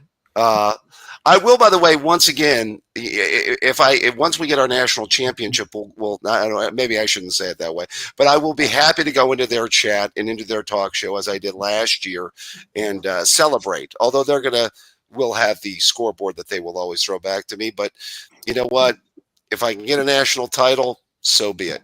That would be the case. And just really looking Yeah, man, you should celebrate that for sure. Yeah, hey, they make shirts about that out here and hats and stuff. So it's like a thing. It's kind of important. I will say though, it probably will fall on deaf ears just because we have won 4 in a row and we did win. We did go 15-0 and win the Natty. So, but congrats. You also played a max schedule for the first 2.5 months of the season, but yeah, you still have 2 losses, 1 to a 5-loss team. So. Well, hey, you know what? Natty's only come along so often, and hey, I'll be happy. I will be happy to be there at that point and be happy to go on there and let those folks know it. And happy to be talking to Mark Rogers at some time this week, Jackson, and probably be back with you maybe on the Alabama show this week as well. So that's probably where I'm going to be. So I'm looking forward to taking those calls on the Alabama call-in show. I am always looking forward to this. And Dr. Buckeye, we can hope to double up the team up north this year with our 3 victories during our 3 national titles during our lifetimes to Michigan's 1.5. Right. By the way, are we going to hear from the NCAA anytime soon there, my man up north, or is that just going to go away? I'll say this when it comes to that. We probably will hear, but okay. Honestly, the ironic thing about it is I think after losing to this Michigan team, especially the way you did, right? Just for perspective, you scored less points with no signs, quotation marks, than you did with signs. So, look, they might come down with something, they may not. Okay. But the Ohio State fan base, I mean, what are they going to say? Oh, it was the signs? Yeah, but you just lost to a 5-loss Michigan team with a totally different coaching staff, and you only scored 10 points. I mean, something might happen. Okay. So from what I understand on that issue, Michigan appealed and was granted an extension on the to respond to the erosive allegations. I'm not exactly sure how much longer they have now.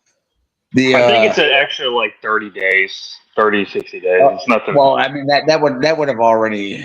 I mean, if it was 30 days, it would have already passed by now. But also, it's probably 60. 60. Yeah. Okay. So you'll probably hear something in the next couple months. I will say this just to land the plane real quick. I think if it was something real serious, and I'm pretty sure they know they're in constant communication of what's going on. I think if it was something real serious, I don't think the mood of the program would be what it is right now. I'll say that. Okay. That might be accurate. I don't know. The NCAA is impossible to predict how they're ever going to respond. They're so capricious. Yeah. Will, what magic have you got going on this week? Well, I'm going to try to post my review and preview for the Irish, also with some recruiting news on my channel, so it should be fun. Yeah, well, and of course, we got the buzzer beater coming up. Mm-hmm. So that's going to be I'm a trying while. to report. Going to see if I can stream with Jeffrey tomorrow as well. Oh, there we go. It's always a wild ride when you see Will and D and Jeffrey from Only Talk Sports, and it's always an awesome one for sure. And finally, of course, you can check me out on Alabama at the Voice College Football, where we've got some magic cooking, and we've got the 20th show tomorrow premiering, where we're going to be talking about the NFL draft declarations, about who's returning, who's staying, and so much more. And that's going to be a good one right there. And I'm looking forward to seeing what we have on defense. It'll be fun seeing what we've got. But, of course, you can also check me out on Jackson Johnson 979 where I'm 108 subs away from the magic number 500, where I not only host the Buzzer Beater with Will and D, but I'll also host the Pits Analysis with Austin and Sport and the Final Whistle with them as well. But I also do the show, The Jacksonian, where I have all kinds of guests. Don't care where you're from, who you are. Always happy to talk with anybody right there on The Jacksonian. And it's always a fun one. You talking to me, Mike Luca? I don't know if he's talking to me, but watched it my entire life. Let's put it that way. And I've studied the history of my Crimson Tide. Well, you're going to be in for a fun one, Breakaway 34. It's going to be an awesome one. And I know you'll enjoy it, Mike Luca. But, of course, for more updates on what I've got going on Alabama at the Voice College Football, check me out on Instagram and threads at Jackson Johnson 543-908 and on Jackson VOCFB. And, of course, you can also check out a new little thing that I've created on this app called Blue Sky. See what I've got to say. I'm on there here and there, but I mean, it's like I'm just checking out, seeing what it's got. But of course, with that being said, we wish y'all a good night and sleep well, stay safe, stay warm. But what's the magic word we always say before we officially leave, gents? Sean, I think I'm the only one who knows this, right? I guess so. Probably. And it's the same graphic here. We haven't updated this yet. I'm not sure. You're gonna have to talk with Ben about that. All right. Okay. Pop-Tart, play us out. Oh. That referee's been acting bad. So who's getting toasted in this exchange here? I don't know, but but the Pop-Tart is like Robert De Niro spanking Leonardo DiCaprio. That's how he's treating that ref. It's a third-degree Mason. Right. I'm here for 1990s movie references, Jackson. Thanks for throwing one out there. Well, that's actually a 2023 movie. Oh, okay. I thought you were maybe referencing This Boy's Life, which is an underrated 90s film. I'm just I watched that movie. Showing my age there a little bit, but very underrated film. But I mean, I'll tell you this: the Pop-Tart is changing this boy's life. Yes, right there you here. go. Nice one, Sean. Oh my